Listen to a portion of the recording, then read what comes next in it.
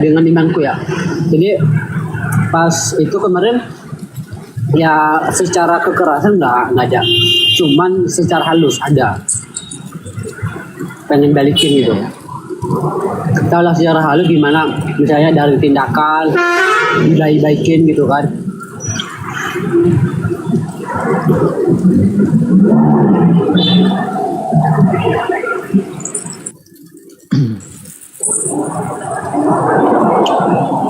Saya mantan Kristen yang sudah mualaf, saya bakal rewel. Aduh, nih, gue tanya saja kemarin Pak Depi, coba bayangkan ya, yang suka ngebahas Bible, gue bilang ke dia bang, gue nggak pernah nanya Quran doh, gue hanya nanya pemahamannya, gue tanya ke dia, apakah perkataan Yesus ini menurut kamu benar? Katanya benar. Kenapa benar? Karena sesuai dengan imannya. Pas gue tanya balik, siapa nama Tuhan atau sebutan Tuhan yang diperkenalkan oleh Yesus? Siapa? Bingung setengah mati mereka bang. Heran gue, mau pinter kemana-mana. Tapi so paham.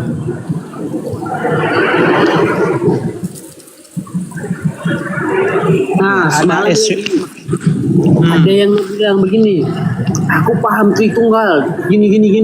Sekarang gue tanya, oke, Bapak nama apa gelar? Anak gelar apa nama? Gelar. Roh Kudus gelar apa nama? Gelar. Ya kan? Oke, sebutannya siapa? Bingung mereka. Ini ada Bang Zuma ini. Waduh. Iya, selamat pagi. Iya, selamat pagi Bang Zuma. Iya. Gimana kabarnya? Baik, alhamdulillah. Saya ingin minta maaf dulu nih sama adik Besi karena tidak bisa mengabulkan permintaannya kala itu. Saya minta maaf karena saya sibuk dan bukan hanya satu orang mu'alaf yang harus saya perhatikan, ada ratusan. Jadi kalau kemudian nyalakan kameranya dulu Bang. Bang Zuma, nyalakan kameranya dulu Bang. Sabar. Jadi kalau dia kemudian tidak kuat di Islam dengan ujian, dengan cobaan itu, ya saya minta maaf. Kalau hari ini kemudian kembali ke Kristen, ya itu sudah diterangkan di dalam Al-Quran kok. Bahwa barang siapa yang beriman, lalu kafir lagi, baru beriman lagi, lalu kafir lagi, tsumma zdadu kufra lam yakunillah liyaghfira lahum wala liyahdiyahum sabila. Kata Quran saya, barang siapa yang beriman lalu kafir, kemudian beriman lalu kafir lagi, lalu bertambah kekufurannya, Allah tidak akan mengampuninya dan tidak pula menunjukkan kepadanya jalan yang lurus. Itu poin saya bang. Jadi kalau misalnya ada ini kembali murtad, ya nggak apa-apa, itu sudah kaidah di Islam memang. Silakan. Ya, kenapa Bang Juma? Selamat pagi. Kalau itu kita santai-santai aja di situ Bang. Kita saling meminta maaf aja. Lanjut Bang, diskusi sama Pak Depi. Aku nonton aja. Aku diturunin nggak apa-apa Pak Depi. Nggak apa-apa. Enggak, biar aja di atas nggak apa-apa. Iya, jadi di sini begini, aja. Bang. Iya, gimana? Nggak apa-apa. Ya, kalau bagi kami Bang Zuma, artinya bahwa si Bezi ini ya dianggap seperti anak yang hilang ya. Jadi tetap bahwa si Bezi ini kalau bagi kami artinya masih diterima dia sebagai pewaris tata kerajaan surga. Artinya keselamatan itu masih ada, ya. Jadi tidak masalah sih.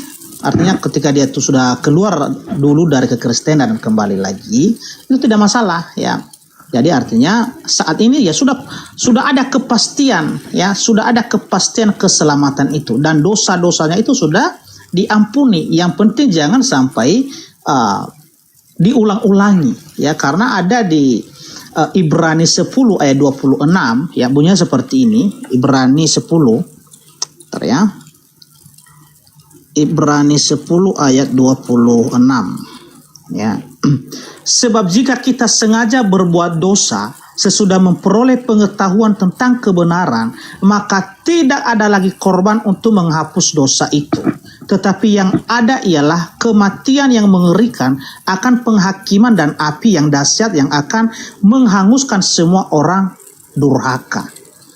Ya, jadi artinya untuk adik kami Bezi pun, ya, setelah mengambil keputusan bahwa kembali ke Kristen, ya jangan berubah pikiran lagi ke depan, ya. Kalau ada nanti ya berubah pikiran lagi ke depannya, maka di sini apa katanya, tidak ada lagi nanti ya pengampunan dosa di situ, tetapi yang ada adalah hukuman yang akan ditunggu-tunggu, ya.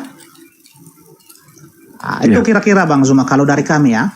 Bagus Bang, bagus. Cuman yang perlu dijelaskan juga, janji keselamatan itu di Ibrani itu kesaksian siapa Bang? Itu ucapan siapa maksudnya? Ini tulisan Rasul Paulus. Oh, Paulus. Nah, kemudian ketika dikatakan itu kesaksian Paulus, apakah Bapa Elohim Tuhannya Yahudi mempersaksikan hal yang sama seperti itu terhadap orang Kristen? Iya. Di mana Bapak Elohim membahas tentang kekristenan? Bapak Elohim membahas kekristenan. Ya, kalau kalimat seperti itu ya, karena kata Kristen ini kan diambil dari kata Kristus. Ya kan? Artinya pengikut Kristus, artinya orang-orang yang percaya kepada Kristus, kepada Yesus. Ya. Kalau perkataan Allah langsung menyebutkan Kristen itu tidak ada. Oh, enggak ada. Tetapi kalau untuk orang-orang percaya, pengikut-pengikut Yesus ya ada. Iya. Tapi gini abangku, Yesus berkata di dalam Yohanes 5:31, kalau aku bersaksi tentang diriku sendiri, maka kesaksianku itu tidak benar. Nah, kalau Paulus bersaksi tentang hal ini, tetapi Bapa Elohim tidak bersaksi tentang itu, bagaimana mau dikatakan benar, Bang? Yesus loh. Iya, jadi kalau aku bersaksi tentang diriku sendiri, maka kesaksian itu tidaklah benar. Lalu bagaimana kalau Paulus yang bersaksi? Tidak ada kesaksian Elohim. Kesaksian Rasul Paulus ini adalah berdasarkan apa yang ia dengarkan, yang ia terima wahyu dari Tuhan Yesus, karena Rasul Paulus adalah pilihan Tuhan Yesus. Oh. Ya. Pilihan Tuhan Yesus. Jadi semua yang disampaikan oleh Rasul Paulus ini adalah kebenaran. Oke. Tapi dasarnya tadi kan Yesus berkata, kalau aku bersaksi nih, maka kesaksianku itu tidak benar. Kalau kesaksianku itu dari diriku sendiri, kan gitu. Nah, sedangkan level tertinggi kesaksian Paulus itu hanya dikatakan bahwa Yesus Kristus yang memberikan kesaksian itu kepada Paulus. Bapak ada nggak bersaksi tentang itu? Iya, baik.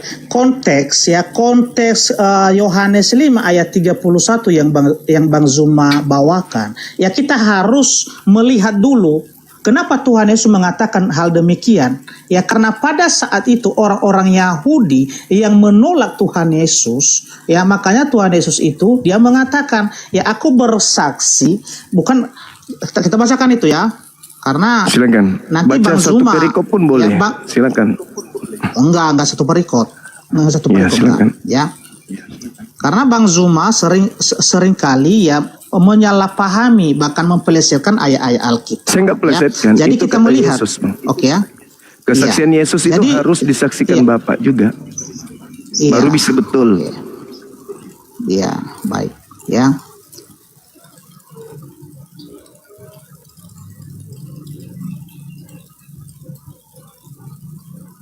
Ya, baik. Begini ya. Kata Tuhan Yesus, kalau aku bersaksi tentang diriku sendiri, maka kesaksianku itu tidak benar. Ya. Artinya, siapa yang bersaksi selain Tuhan Yesus supaya kesaksian benar? Tentu adalah Allah Bapa. Ya. Iya. Dan di dalam ayat Alkitab memang itu ada pernyataan dari Allah Bapa dari surga yang mengatakan bahwa Yesus itu benar bahwa anaknya, ya benar bahwa anaknya, di Matius 3 ayat yang 17. Lalu Rasul Paulus kenapa dibenarkan tulisan dari Rasul Paulus? ya kan? Itu berdasarkan karena Tuhan Yesus yang memilih langsung, ya, si Rasul Paulus ini, di mana ayatnya ya di Kisah Para Rasul 9. Ya, oke, Ya? itu pengakuan saudara kan gitu ya. Oke, itu iman, itu kepercayaan.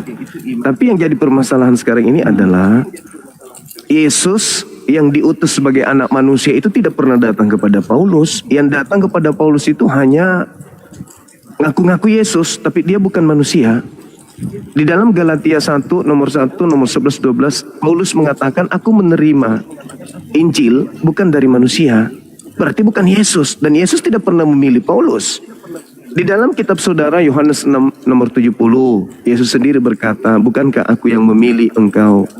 Yang 12, satu di antaramu iblis. Nah, di luar yang 12 ini, kata Yesus, waspadalah kepada penyesat yang datang memakai namaku dan berkata, akulah Mesias, akulah Kristus. Sedangkan sebelum Paulus berkarya, Yesus sudah menamatkan ajarannya. Segala firman yang engkau berikan kepadaku telah aku sampaikan kepada mereka.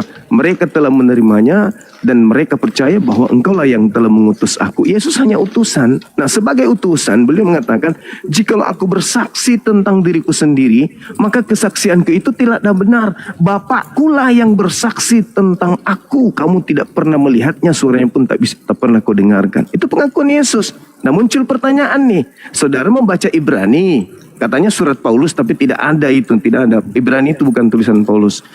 Anda mengatakan bahwa Ibrani mengatakan orang yang sudah keluar Kristen, lalu kemudian kembali ke Kristen, ya itu kekal. Nah, di mana jaminan itu di mana? Yesus tidak pernah membahas Kristen. Elohim tidak pernah membahas Kristen. Yang sibuk membahas Kristen itu Paulus doang. Cuman Paulus, pendeta, pastor yang sibuk membahas Kristen. Yesus tidak pernah bahas Kristen. Jadi keselamatan apa? Mana jaminannya Yesus tentang Kristen ini? Mana jaminan Elohim tentang Kristen? Yang ada pada hari terakhir nanti, banyak orang memanggil aku Tuhan, berseru memanggil aku Tuhan. Bukankah kami bernubuat, bermujizat, mengusir setan pakai namamu Yesus? Pada hari itulah aku akan berterus terang kepada mereka, enyahlah daripadaku, kalian semua adalah pembuat kejahatan. Ya, termasuk Adinda Besi ini, kalau dia mati dalam keadaan Kristen, termasuk dia yang diusir. Mana jaminannya? Ya, oke. Ya, baik. Silakan. Saya tanggapi ya. Ya, di Yohanes 10 ayat 29 dan 27 dan 28. 27-28. Ya. Ya, 27-28. Ya. Ya. Sebutan kepada pengikut Yesus itu adalah domba. Ya, itu domba. Selain Kristen, sebutan kepada pengikut Yesus adalah domba.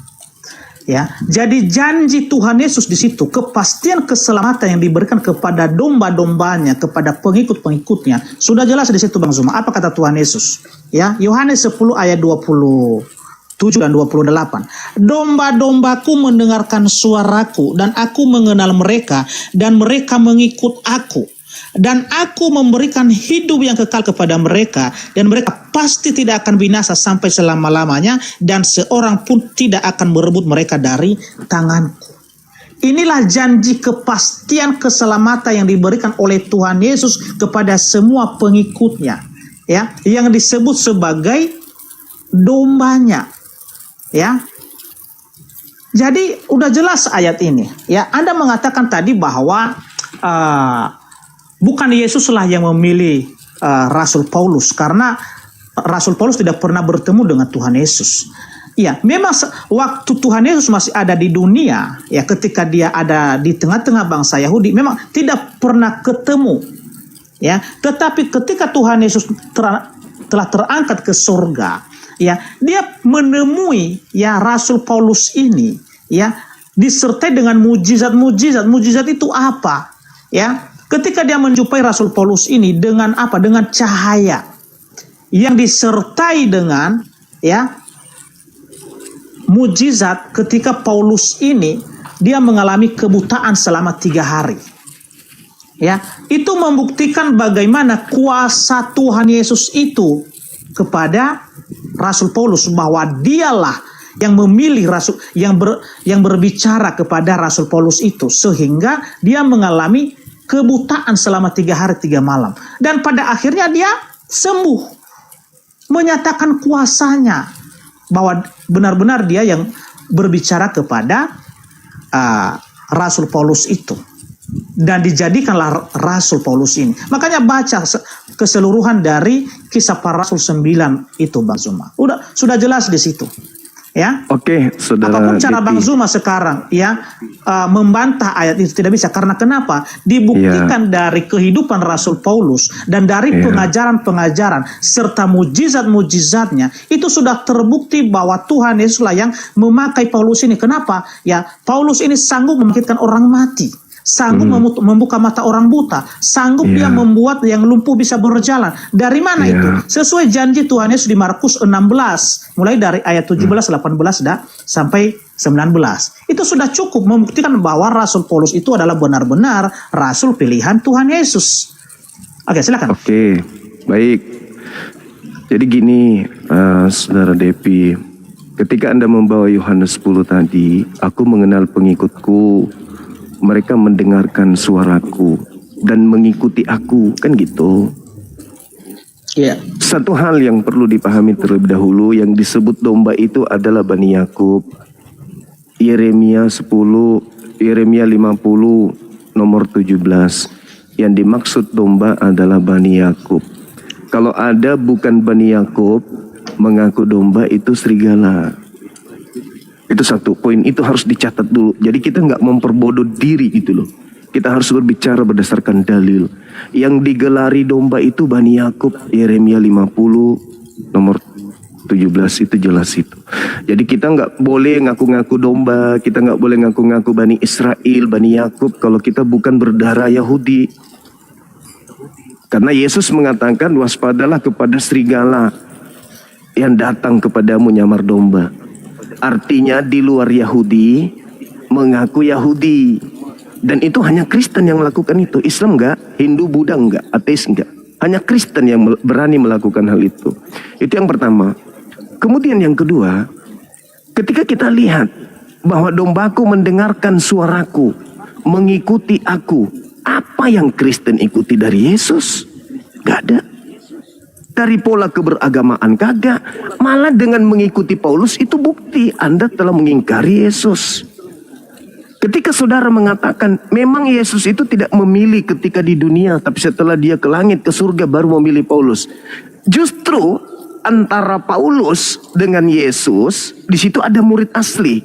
Murid asli diberi pesan, waspadalah agar kamu jangan disesatkan, sebab akan datang banyak orang memakai namaku dan berkata akulah Kristus. Jadi kalau ada orang berkata ada Mesias di sini, ada Mesias di situ, jangan kau percaya.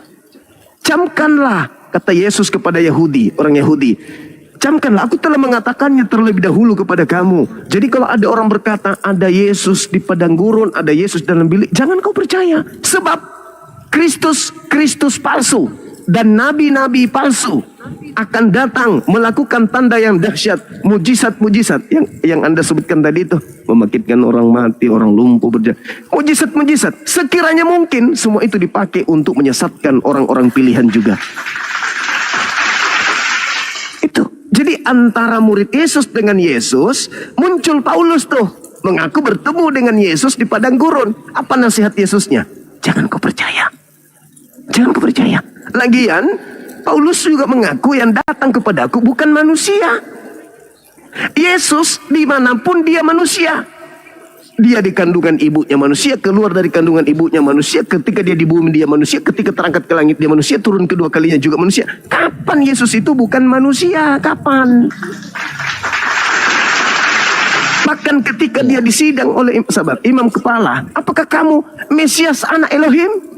Apa kata Yesus? Engkau yang mengatakannya, akan tetapi mulai dari sekarang engkau akan melihat anak manusia. Dia ngaku anak manusia, bukan anak Elohim.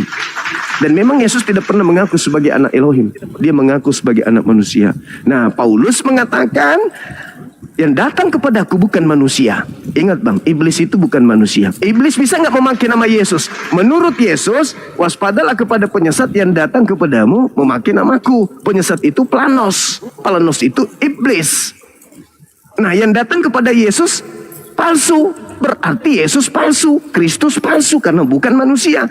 Kristus yang asli manusia. Lihat di dalam Lukas 2 nomor 11. Pada hari ini telah lahir bagimu Kristus. Yang lahir Kristus. Manusia enggak yang lahir? Manusia itu yang asli. Yang palsu bukan manusia. Yang datang kepada Paulus bukan manusia. Jadi kalau saudara Bezi ini mau murtad kembali lantas Anda mengatakan kekal di surga, saya katakan tidak. Kekal di neraka itu yang betul. Silakan. Ya. Iya baik, panjang lebar tadi ya apa yang disampaikan oleh Bang Zuma, tetapi to the point aja yang saya tanggapi di sini ya. Bang Zuma mengatakan tadi bahwa Yesus itu tidak pernah datang kepada orang Kristen itu ya tidak pernah disebut sebagai domba ya. Domba itu hanya disematkan kepada orang-orang Yahudi ya. Inilah kesalahpahaman dari Bang Zuma ya, artinya ketidaktelitian mengutip ayat-ayat Alkitab. Tetapi saya tahu sebenarnya Bang Zuma sudah mengerti, tapi sengaja memutarbalikan itu ya, sengaja mengubah makna-makna dari ayat Alkitab ya. Jadi di dalam ayat Alkitab itu jelas ya bahwa kami ini disebut sebagai domba sesuai dengan Yohanes 10 ayat 27-28 tadi. Ya, jadi kenapa kami berani mengatakan bahwa kami ini adalah domba, kami ini adalah pengikut Yesus? Karena Tuhan Yesus itu ya bukan hanya datang kepada orang Israel, tetapi kepada semua manusia. Ya, di mana ayatnya itu? Ya, di Yohanes 1 ayat 29. Ya, bunyinya seperti ini. Ya, saya bacakan ya. Yohanes 1 ayat 29. Inilah anak domba. Ya. Pada keesokan harinya Yohanes melihat Yesus datang kepadanya dan ia berkata, "Lihatlah anak domba Allah yang menghapus dosa dunia." Ya, Yohanes yang berkata di sini siapa? Yohanes Pembaptis. Ya, bukan Yohanes murid Yesus ya. Yohanes Pembaptis yang kalian percaya bahwa itu Nabi Yahya. Ya, pertanyaan saya, apakah seorang nabi ini bisa dipercaya kata-katanya atau tidak, Bang Zuma? Tentu pasti bisa kan? Dan ini adalah kesaksian Yohanes bahwa kedatangan Tuhan Yesus itu dia disebut sebagai anak domba Allah, bukan hanya khusus sebagai orang Israel tetapi kepada dunia. Apakah dunia ini hanya orang Israel? Tidak. Ya, semua umat manusia dari segala bangsa. Itu satu, ya. Itu pernyataan dari Yohanes. Pernyataan dari Tuhan Yesus sendiri ya, sebelum dia terangkat ke surga di Matius 28 ayat 19 dan 20. Apa kata Tuhan Yesus di situ? Ya, pergilah jadikanlah semua bangsa muridku dan baptislah mereka dalam nama Bapa, Putra dan Roh Kudus. Ya, dan ajarlah mereka seperti yang telah kuperintahkan kepadamu, dan ingat aku akan menyertai kamu sampai kepada kesudahan zaman. Itu perintah Tuhan Yesus. Artinya bahwa dia datang itu bukan hanya kepada orang Israel. Ada lagi di Kisah Para Rasul 1 ayat yang ke 23 kalau tidak salah itu. Kisah Para Rasul. Bentar ya. Kisah Para Rasul 1 ayat 23. Bentar ya. Bukan. Ayat 23. Ayat 8 ya. Ayat 8. Sabar ya. Iya. Ayat 8. Ya. Dari ayat 7 sampai dengan 8. Ya, beginilah firman Tuhan. Engkau tidak perlu mengetahui masa dan waktu yang ditetapkan Bapa sendiri menurut kuasanya. Tetapi kamu akan menerima kuasa kalau Roh Kudus turun ke atasmu, dan kamu akan menjadi saksiku di Yerusalem dan di seluruh Yudea dan Samaria dan sampai ke ujung bumi. Ini perintah Tuhan Yesus kepada para murid bahwa mereka ini harus menjadi saksi, menyampaikan kabar keselamatan itu. Ya, ketika Tuhan Yesus telah datang di dunia, benar bahwa dia sudah datang di dunia. Mulai dari Samaria, Yerusalem, Samaria bahkan sampai ke ujung bumi. Jadi jelas bahwa Yesus itu datangnya bukan hanya kepada orang Israel tetapi kepada seluruh bangsa. Ya. Oke, kita kembali ke Rasul Paulus tadi. Ya, Rasul Paulus belum sabar belum ya, saya tanggapi itu. Ya. Tuhan Yesus itu ya benar bahwa mengenakan tubuh kemuliaan. Itu benar, ada di dalam ayat Alkitab. Ya, akan tetapi nanti ya Tuhan Yesus mengenakan yang namanya tubuh kemuliaan kalau dia datang sebagai hakim dan raja di akhir zaman, dan itu secara global, secara keseluruhan. Ya, kalau dia datang membangkitkan semua orang-orang mati dan menghakimi mereka. Itu dia mengenakan tubuh kemuliaan. Akan tetapi ketika dia memanggil Rasul Paulus dan juga menemui rasul-rasul yang lain, ya, itu tidak mesti harus ada tubuh kemanusiaannya di situ, Bang Zuma. Ya, malah di situ ketika dia bertemu dengan Rasul Paulus itu benar-benar menyatakan kuasanya itu bahwa dia kembali kepada kemuliaannya, makanya hanya berupa cahaya dan suara yang disertai dengan apa? Akibat Rasul Paulus melihat cahaya itu, matanya buta. Ya, dan apakah selamanya Rasul Paulus ini buta? Tidak. Ya, dia disembuhkan oleh murid Tuhan Yesus yang bernama Ananias. Dan itulah mujizat terbesar ketika Rasul Paulus ini dipilih menjadi rasul. Ya, sudah nggak bisa terbantahkan itu. Dan Rasul Petrus sendiri, ya, murid dari Tuhan Yesus yang membenarkan bahwa semua tulisan-tulisan Rasul Paulus itu adalah benar. Ya, di mana di 2 Petrus pasal 3 ayat 16. Ya, saya bacakan dulu. Ini terakhir ya. 2 Petrus pasal 3. Sabar ya.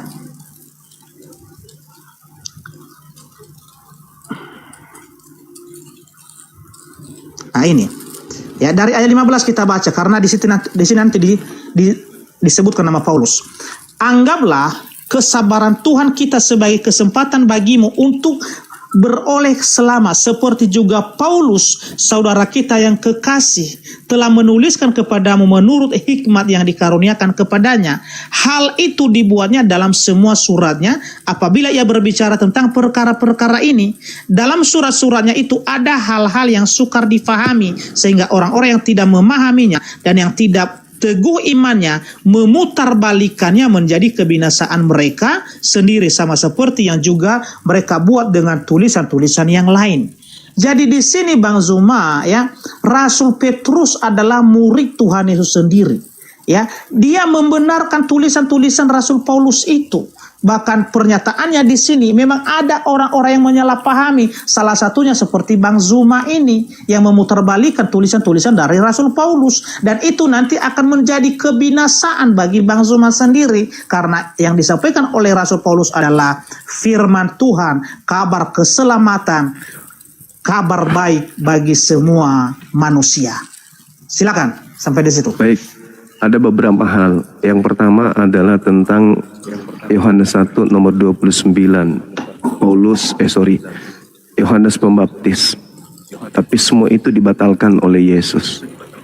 Yesus berkata di dalam Yohanes 5 nomor 36, ada kesaksianku yang lebih penting dari kesaksian Yohanes Pembaptis. Bahwa seluruh pekerjaan yang aku kerjakan, pekerjaan itu yang bersaksi tentang aku. Bahwa Bapaklah yang mengutus aku. Jadi kesaksiannya sebagai pembaptis Yohanes ini tidak kalah penting. Tidak kalah penting kesaksian Yesusnya. Jadi gugur tadi. Kalau Yesus itu mengajarkan tidak pernah mengatakan bahwasanya apa yang dikatakan ini adalah benar ketika hal itu tidak kemudian dipersaksikan oleh Elohim yang mengutus dia. Apalagi Paulus, apalagi Petrus, lagi-lagi Petrus. Buku Petrus itu tidak ada cerita bahwa yang menulisnya itu adalah Petrus, murid Yesus, itu nggak ada. Itu cuman klaim bapak-bapak gereja, lalu kemudian dikatakanlah bahwa itu tulisan Petrus. Sama seperti Ibrani, itu hanya klaim bapak gereja bahwa Ibrani itu tulisan Paulus. Itu cuman klaim semata. Jadi pada intinya Yesus yang harus dijunjung tinggi di sini, bukan Paulus, bukan Petrus, bukan gereja. Yesusnya. Itu fakta itu. Karena kalau mau selamat ya harus mengenal Yesus. Kalau mau selamat ya harus mendengarkan Yesus, jangan dengarkan yang lain.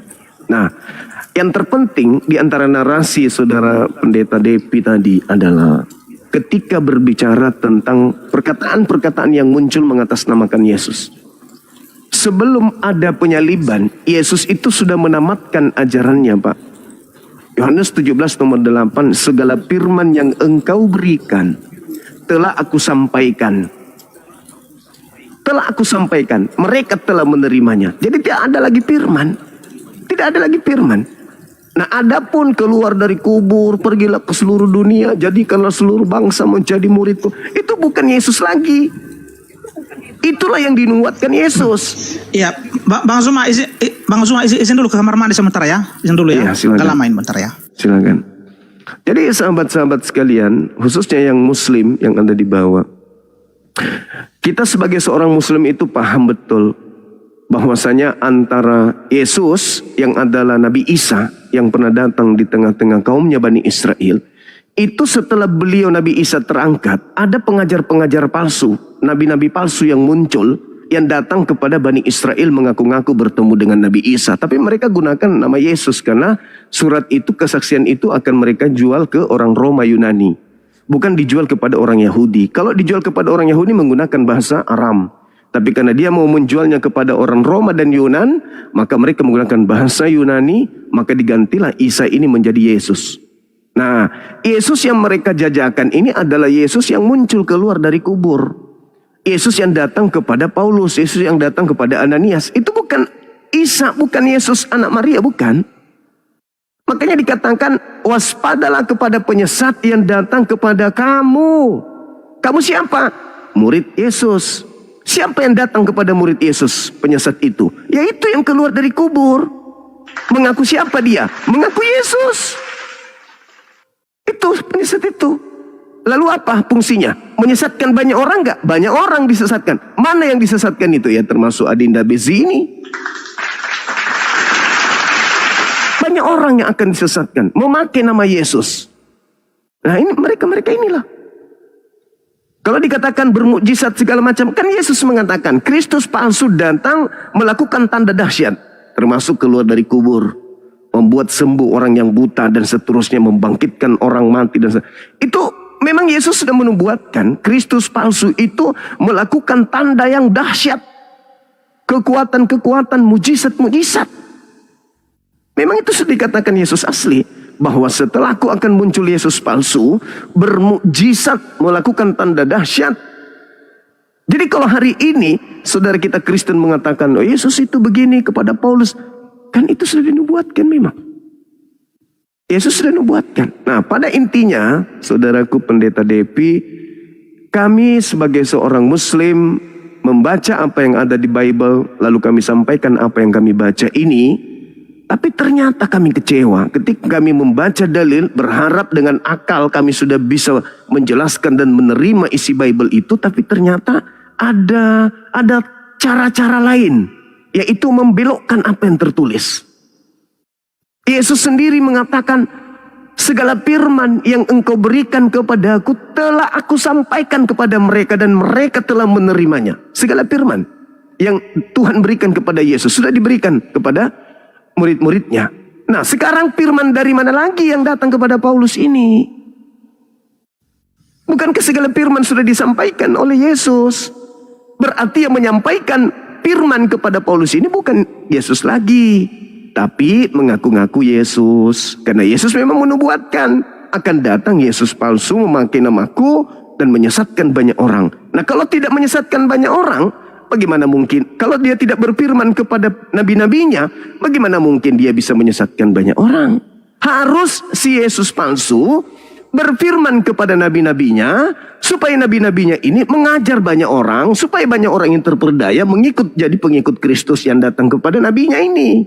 Sedangkan kalau di Yesus yang asli, mereka telah menerimanya dan mereka percaya bahwa engkaulah yang telah mengutus aku. Yesus bersaksi, muridku menerima firmanku, setelah mereka menerima firmanku, mereka percaya aku adalah utusan. Titik. Makanya dia katakan hidup kekal itu adalah mereka mengenal engkau satu-satunya Tuhan yang benar dan mengenal Yesus Kristus satu natur, yaitu utusanmu. Nah, jadi mohon sekali lagi kembali kepada yang tadi.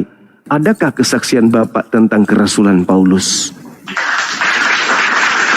Silakan. Ya, baik. Begini teman-teman ya, kita pakai data sekarang ya, karena dari tadi Bang Zuma terus yang bertanya, jadi sekarang pun saya mau bertanya juga. Oke ya. Ya baik. Kalau di dalam ayat Alkitab saudara-saudara Kristen, yang mengampuni dosa ya itu adalah Allah itu sendiri. Ya. Dan oleh karena Tuhan Yesus adalah Allah yang telah menjadi manusia, ya. Yohanes 1 ayat 14, ya. Kata Tuhan Yesus ya di Matius 9 ayat 6. Pakai data kita Bang Zuma, sabar-sabar ya. Iya. Saya putar dulu kameranya. Jadi saya bertanya nanti mengenai Bang Zuma ini, dari iman Bang Zuma juga ya. Siap. Biar kita apa? Oke ya.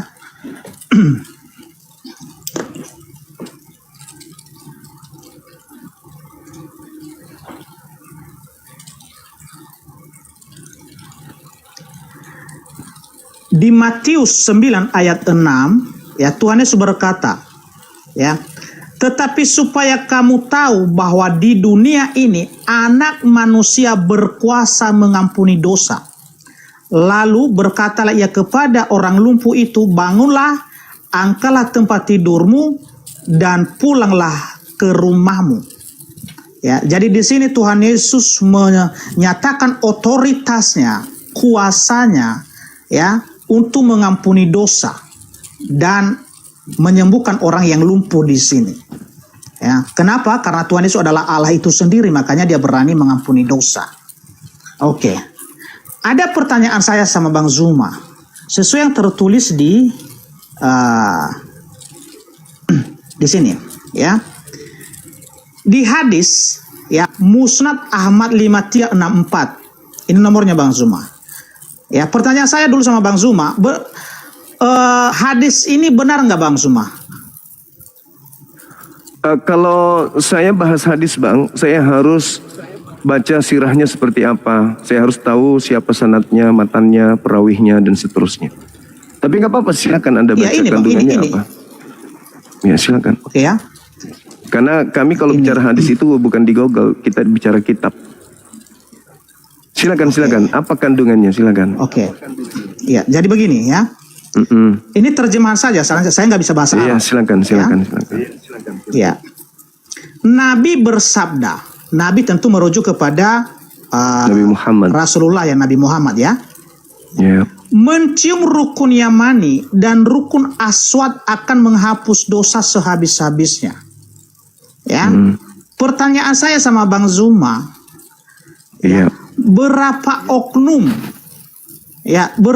oknum yang punya otoritas, yang punya kuasa untuk mengampuni dosa itu, Bang? Apakah Allah satu-satunya atau termasuk mencium rukun Yamani dan Aswad ini bisa juga menghapus dosa? Silakan Bang Zuma. Iya. Jadi Al-Quran menjelaskan, Bismillahirrahmanirrahim, Qul in kuntum tuhibbunallaha fattabi'uni yuhibbukumullah wa yaghfir lakum dzunubakum wallahu ghafurur rahim.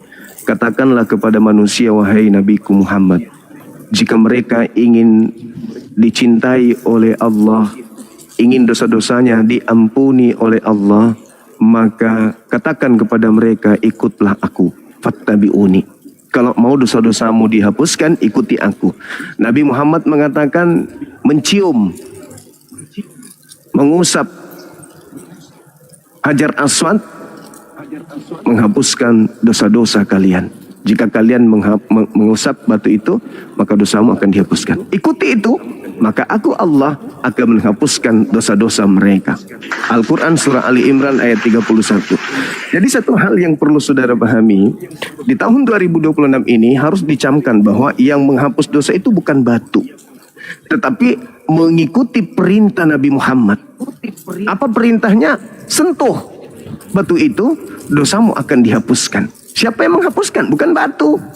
tetapi yang maha menghapus dosa. Siapa yang maha penghapus dosa? Innahu huwal ghafurur rahim. Sesungguhnya Allah itu maha pengampun, maha pemaaf, maha pengampun lagi maha penyayang.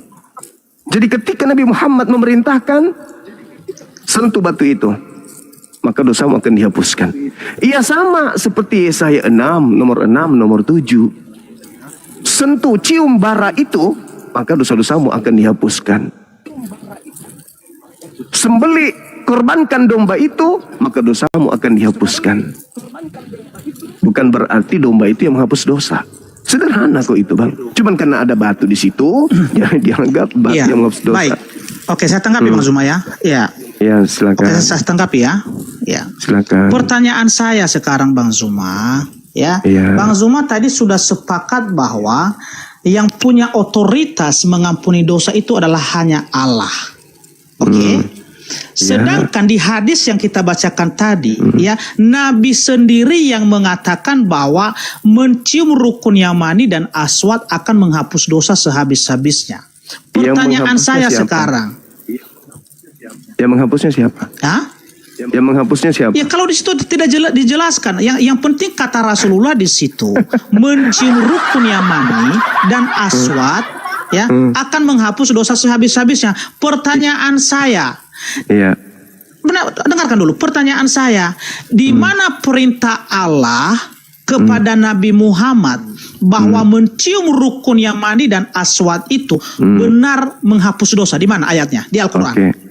Al-Quran mengatakan ma dalla sahibukum wa ma gawa wa ma yantiku anil hawa illa wahyu yuha. Datanya Bang, datanya. Saya baca. Al-Quran itu surah apa teman-teman? Teman-teman surah apa itu? Al-Quran berapa? Biar kita buka data. Ada Al-Quran sama saya di sini. Tunggu. Nanti disebutkan sama netizen di bawah. Saya cuman hafal ayatnya, nama surahnya saya lupa. Bukan surah Toha. Iya, enggak apa-apa. Sebutkan aja biar saya yang buka datanya, enggak apa-apa. Bukan surah Toha. An-Najm ayat 2, ayat 3, Oke, An-Najm ayat ya. 4. Oke, An-Najm ayat 3. Ntar saya balik kamera dulu ya. Ya.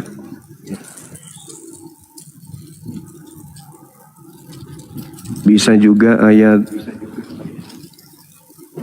bil bayyinati An-Nahl ayat 44. An-Nahl Data 44. Oke, Ayat An-Nahl 44. Sabar ya teman-teman ya. Kita teman-teman ya, karena Bang Zuma ini kalau ngomong asal ngomong aja tanpa data gitu. Tapi sekarang kita harus pakai data ini ya. An-Nahl. Pernah saya menyatakan dan itu viral, kalau saudara Kristen bertanya tentang Islam itu sangat kritis sekali emang. Tapi jangan pernah tanya tentang Bible. Nanti au. Oke, bentar ya. An-Nahl, mana An-Nahl di sini ya? Sabar ya. Santai aja kita Bang Zuma. Yang penting kan kita mencari kebenaran di sini. Silakan, Bang. An-Nahl. Sabar ya. Iya. Ini. An-Nahl ayat 44. 44. Ya. 44. Oke. Kita bacakan teman-teman ya. Ini. Mereka kami utus dengan membawa keterangan-keterangan mujizat dan kitab-kitab, dan kami turunkan azkir atau Al-Quran kepadamu agar engkau menerangkan kepada manusia apa yang telah diturunkan kepada mereka, dan agar mereka memikirkan. Di mana di sini? Pertanyaan saya tadi Bang Zuma, di mana perintah Allah kepada Nabi Muhammad ya bahwa mencium rukun yamani dan aswad akan menghapus dosa sehabis-habisnya? Di sini nggak ditemukan perkataan seperti itu, Bang. Udah lain ini, nggak ada perintah Allah di sini. Ya.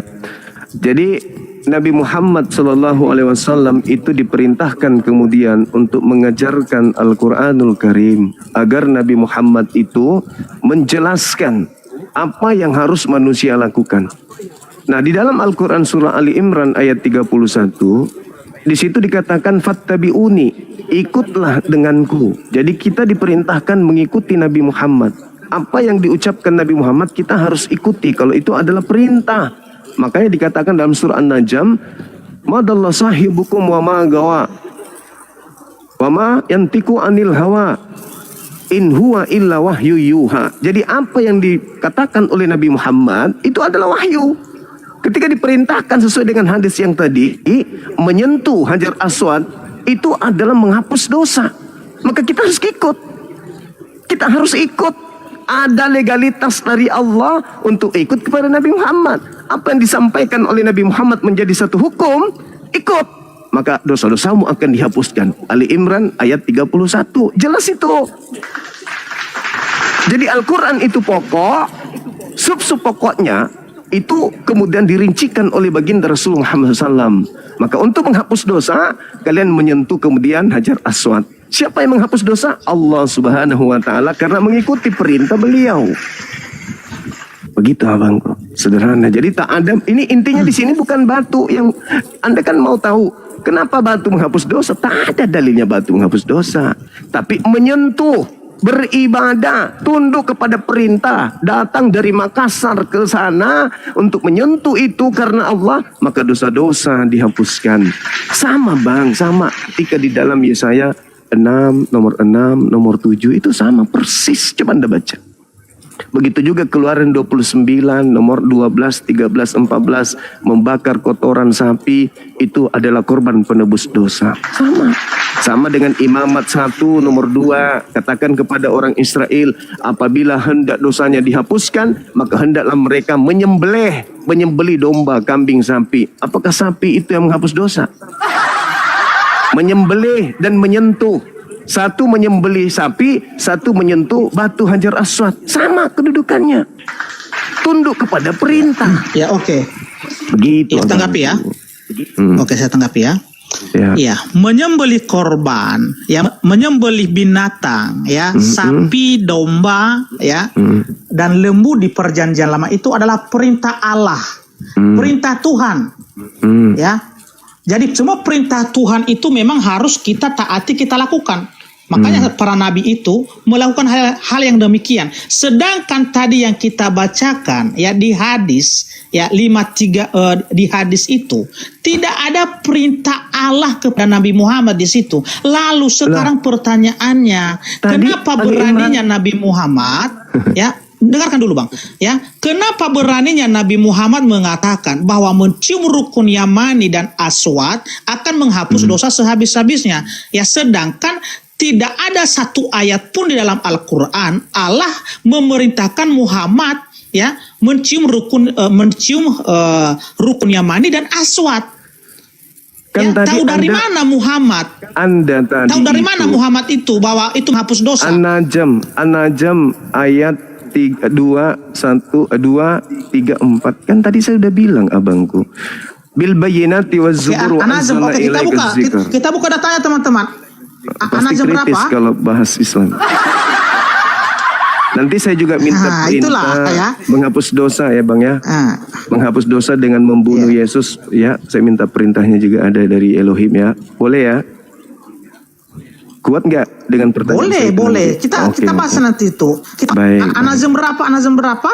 An-Najm ayat 1, 2, 3, 4, 5 dan seterusnya.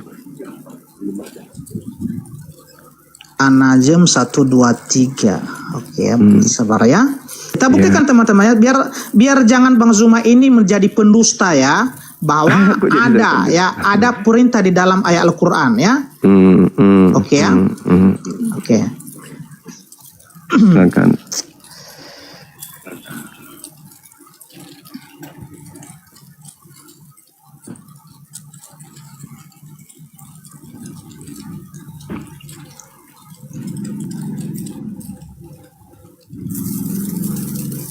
An-Najm 3 tadi ya. Ya, An-Najm 3 sampai 6 tadi ya. Saya bacakan. Dan tidaklah yang diucapkannya itu Al-Quran menurut keinginannya.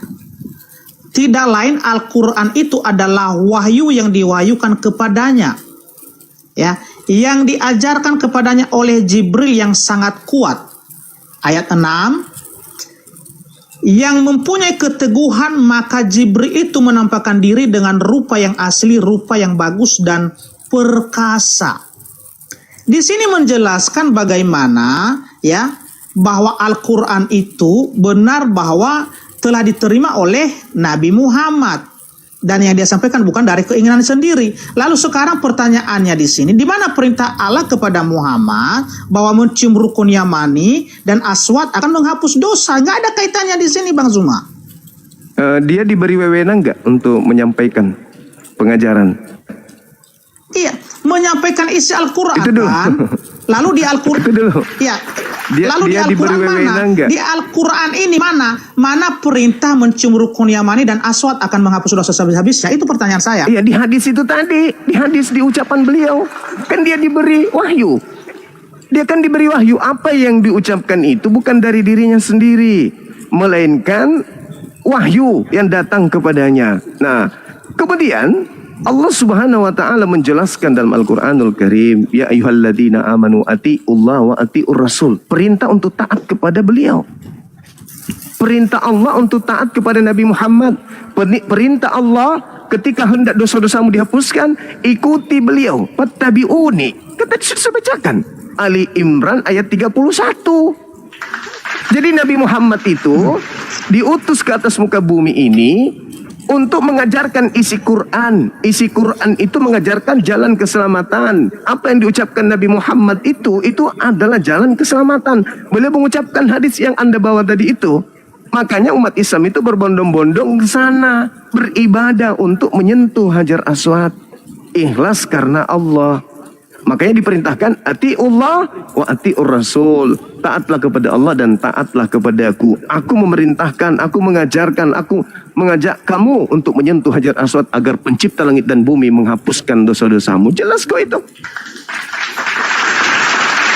Oke. Saya boleh balik bertanya? Iya, jadi biar netizen aja yang menilai di sini siapa pendusta di sini yang tidak jujur, ya. Karena pertanyaan saya tadi sama Bang Zuma, di mana perintah Allah kepada Nabi Muhammad, ya, untuk mencium rukun yamani dan aswad menghapus dosa sehabis-habisnya. Tapi sampai saat ini teman-teman, Bang Zuma belum bisa ya menampilkan ayat itu. Ya, ini dia di sini hanya ya artinya menafsirkan ayat-ayat Al-Qur'an, mengait-ngaitkan bahwa itu adalah perintah. Padahal sudah kita baca sendiri tadi, ya. Jadi begini sekarang Bang Zuma.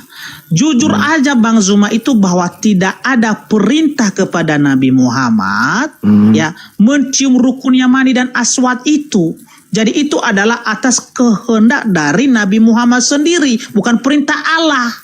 Kan begitu. Madallah sahibukum wa ma gawa wa ma yantiku anil hawa. Apa yang diucapkan itu bukan dari hawa nafsunya sendiri. In huwa illa wahyu yuha. Kecuali selain daripada wahyu. Itu jelas Al-Quran mengatakan itu kok. Tapi kalau Anda mengatakan tidak ada, ya itu kan Anda Kristen. Wajar Anda paham. Pasti Anda menolaknya saudaraku. Sekarang boleh saya balik nanya.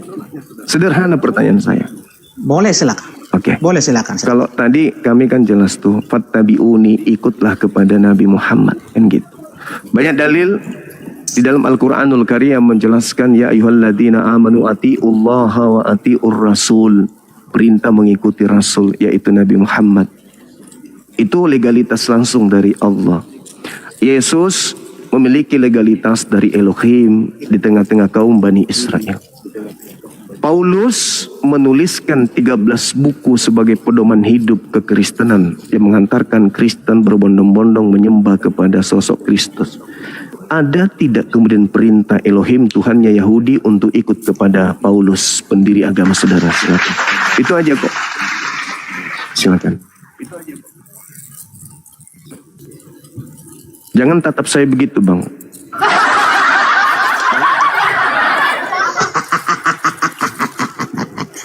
Oke, saya pakai data teman-teman ya. Boleh. Karena sekalipun Bang Zuma di sini nggak bisa menampilkan data, nggak apa-apa sih, kita ladenin aja. Ya kita hormati Bang Zuma ya. Jadi saya pakai data di sini ya. Iya, silakan Abang. Perintah Elohim ya kepada manusia agar kepada Rasul mengikuti Paulus. teladan Paulus. Silakan. Oke. Sabar ya.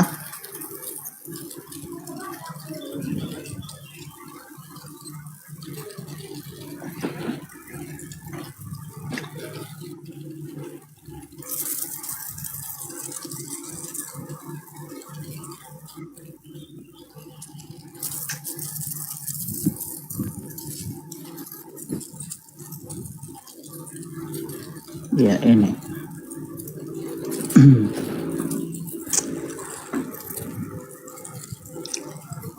Ini perintah ya, karena Elohim itu adalah Tuhan Yesus sendiri. Saya buktikan nanti dengan data-data Alkitab ya.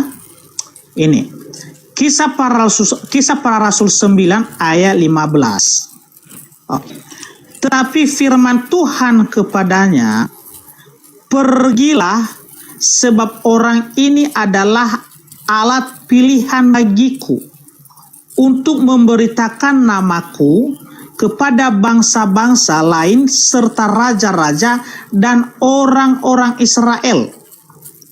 Ya, aku sendiri akan menunjukkan kepadanya betapa banyak penderitaan yang harus ia tanggung oleh karena namaku. Ya. Jadi di sini adalah pernyataan Tuhan Yesus sendiri sebagai Elohim, ya, sebagai Allah. Ya, ketika Tuhan Yesus telah terangkat ke surga. Ya. Saya buktikan sekarang bahwa Tuhan Yesus adalah Tuhan dan Allah.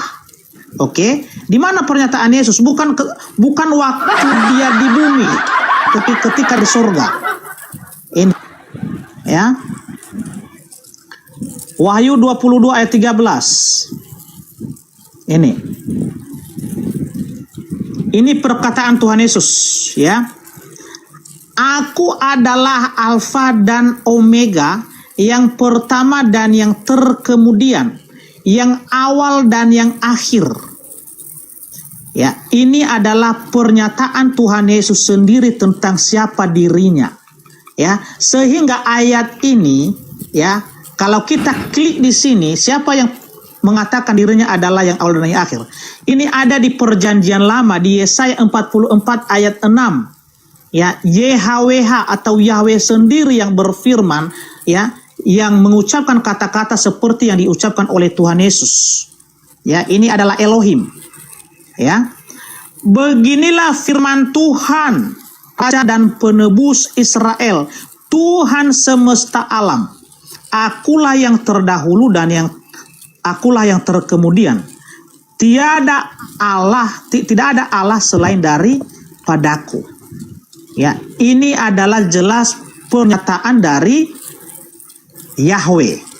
Tuhan Yesus pun mengatakan hal ini juga. Aku adalah Alfa dan Omega, yang pertama dan yang terkemudian, yang awal dan yang akhir. Makanya di Kisah Rasul 9, ya, Kisah Para Rasul 9 ayat 23 tadi, ya. Bentar ya. Ayat berapa tadi ya?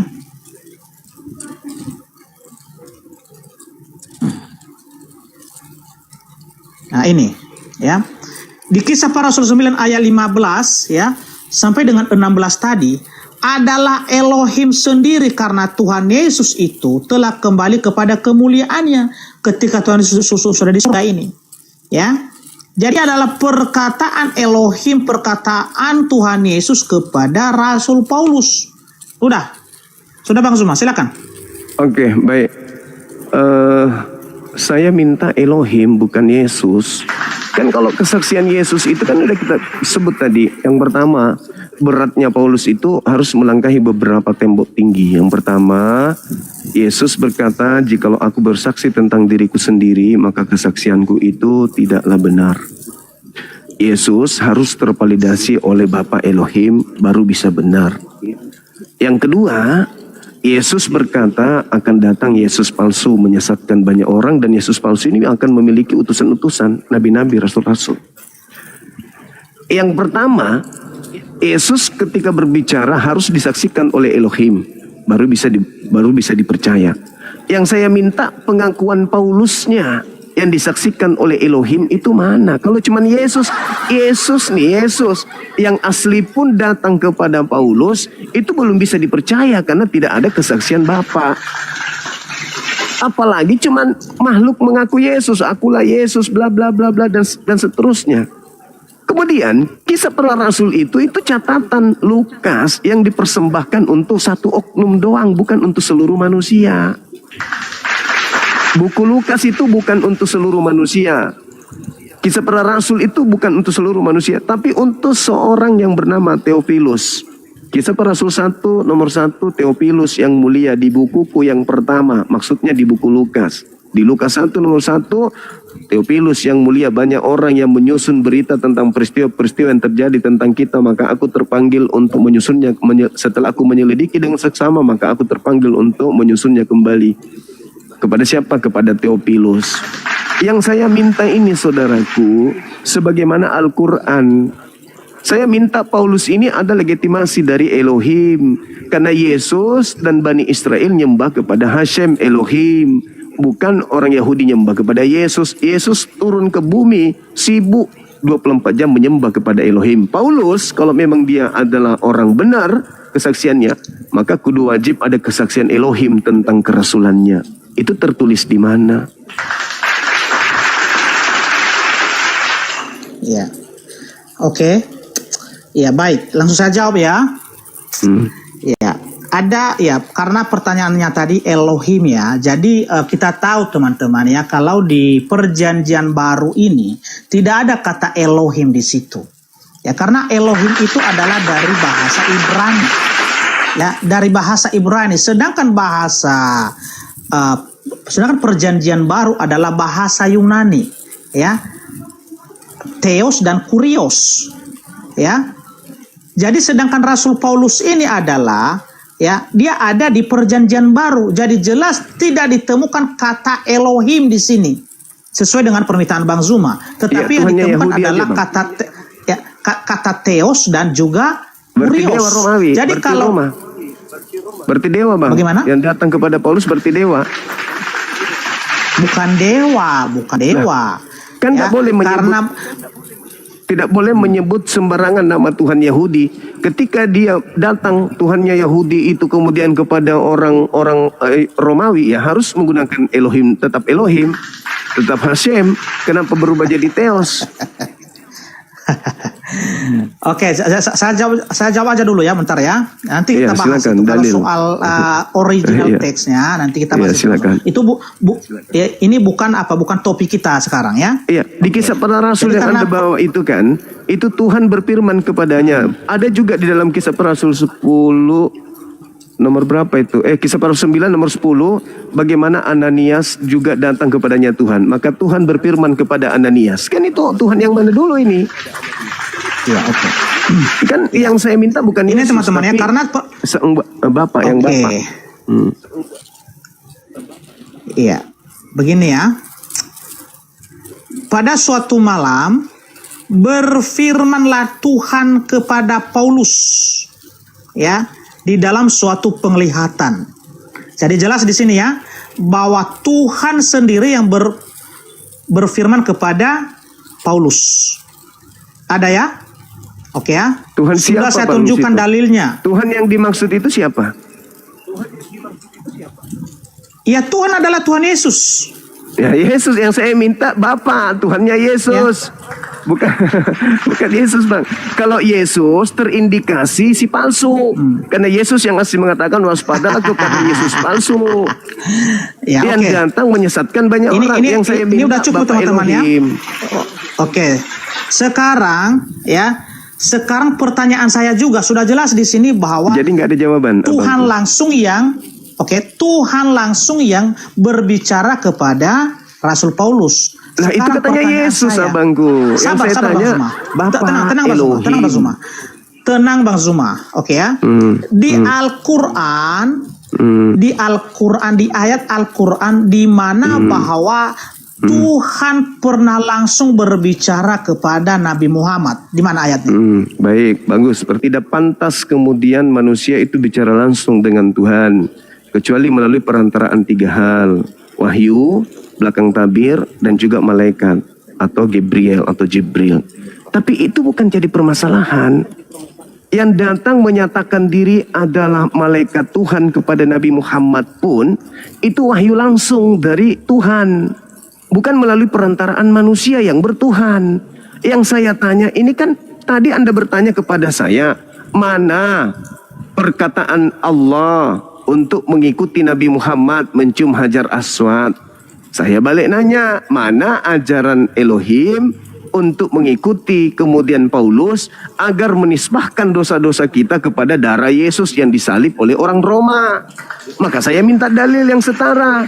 Adakah kemudian Elohim berfirman kepada Paulus? Atau itu langsung Yesus yang kepada Paulus? Nah, kalau langsung Yesus, hati-hati. Karena Yesus yang asli tidak berfirman lagi setelah dia terangkat ke langit. Segala firman yang engkau berikan kepadaku telah aku sampaikan. Artinya setelah Yesus terangkat ke langit tak ada lagi firman, karena semuanya telah disampaikan. Adapun yang datang lagi menyampaikan firman, pergilah ke seluruh dunia bla bla bla, itu bukan Yesus lagi. Itulah yang dimaksud Yesus, waspadalah kepada penyesat yang datang kepada kalian memakai namaku. Nah, yang muncul dari kubur itu memakai nama Yesus. Apesnya bang, dia mengatakan kepada aku telah diberi kuasa. Siapa yang diberi kuasa ini? Yesus? Enggak, Yesus tidak terima kuasa itu. Yesus mengatakan ketika penginjilan, aku tidak dapat berbuat apa-apa dari diriku sendiri. Yang keluar dari kubur, kepada aku telah diberi kuasa. Yang menjanjikan kuasa itu iblis. Anda baca Lukas 4, Matius 4. Yesus, jikalau engkau menyembah aku, maka segala kuasa akan aku berikan kepadamu, sebab aku iblis berkuasa memberikan kepada siapapun yang aku kehendaki. Nah, iblis menghendaki menyesatkan manusia, maka kuasa itu diberikan kepada wakilnya. Siapa itu? Itulah yang memakai nama Yesus. Makanya Yesus wanti-wanti, hati-hati. Sekarang dunia dihakimi, sekarang juga penguasa dunia dilemparkan keluar dari kubur. Nah, itu dia. Makanya ketika ditanya orang Farisi angkatan jahat ini minta suatu tanda dan tidak diberikan suatu tanda apapun selain tanda Yunus, yaitu 3 hari 3 malam. Nah, yang keluar 3 hari 3 malam dari perut bumi itu apa? Tanda untuk orang jahat. Ya. Oke, saya tanggapi ya. Silakan. Ya, puji Tuhan teman-teman ya. Ya, puji Tuhan kita Yesus Kristus ya. Di mana pada hari ini ya Bang Zuma sendiri telah mengakui bahwa ya Allah tidak pernah langsung berbicara kepada Nabi Muhammad. Ya. Tidak pernah langsung ya. Sedangkan ya nabi-nabi di dalam Alkitab kita ya, baik itu Abraham, ya Musa, Elia, Yesaya, Yeremia, Allah sendiri yang langsung berbicara kepada mereka. Itulah yang membuktikan bahwa mereka itu adalah juru bicara Allah, nabi-nabi Allah, ya. Nabi-nabi Allah, itulah yang membuktikan dan disertai dengan mujizat-mujizat, ya. Contoh seperti Abraham, apa mujizat kepada Abraham? Ya, ketika Tuhan memerintahkan dia, ya, mempersembahkan anaknya Ishak, ada mujizat terjadi dengan tiba-tiba ada anak domba di situ, ya, untuk menggantikan Ishak. Mujizat kepada Nabi Musa, dia bisa membelah lautan, ya, dia memukul batu, keluarlah air, ya, bahkan ada mana yang datang dari, yang jatuh dari langit, ya. Jadi itu semua membuktikan bahwa mereka adalah para nabi, ya.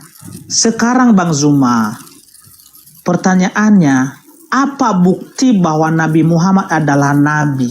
Apa mujizat Nabi Muhammad?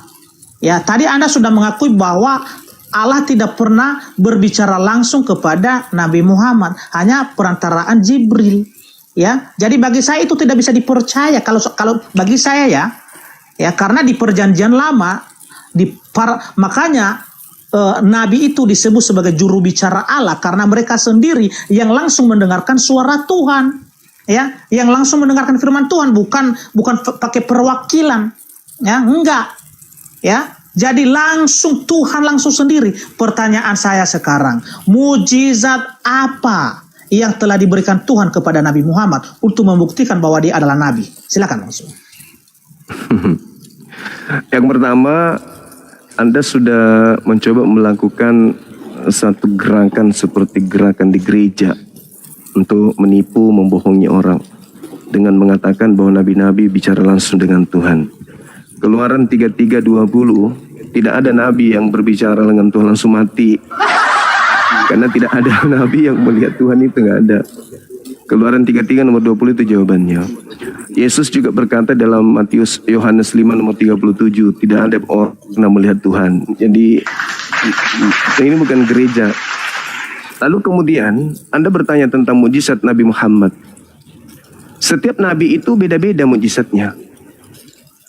Nabi Musa belah laut. Yesus ada nggak belah laut? Nggak ada. Nggak ada. Jadi masing-masing sesuai dengan keadaan zamannya. Yang dibutuhkan kemudian ketika roh kebenaran itu datang, hanya mengajarkan segala kebenaran, keadilan, dan penghisapan dunia akan dosa. Bukan Anda baca dalam kitab saudara sendiri, ketika roh kebenaran itu datang, yaitu Hamed, maka dia akan mengajarkan segala hukum-hukum. Nah, jadi mujizat yang datang itu adalah penegakan hukum di tengah manusia, di mana hukum itu tidak bisa dikalahkan, dibantahkan oleh kekuatan apapun di atas muka bumi ini. Itulah hukum Islam. 1400 tahun silam sampai hari ini tegak, tidak ada hukum di atasnya yang bisa menggantikannya. Itu fakta. Jadi mujizat itu diberikan kepada para nabi sesuai dengan misinya. Kalau Nabi Muhammad itu misinya memberikan hukum sampai hari kiamat, tidak boleh berubah.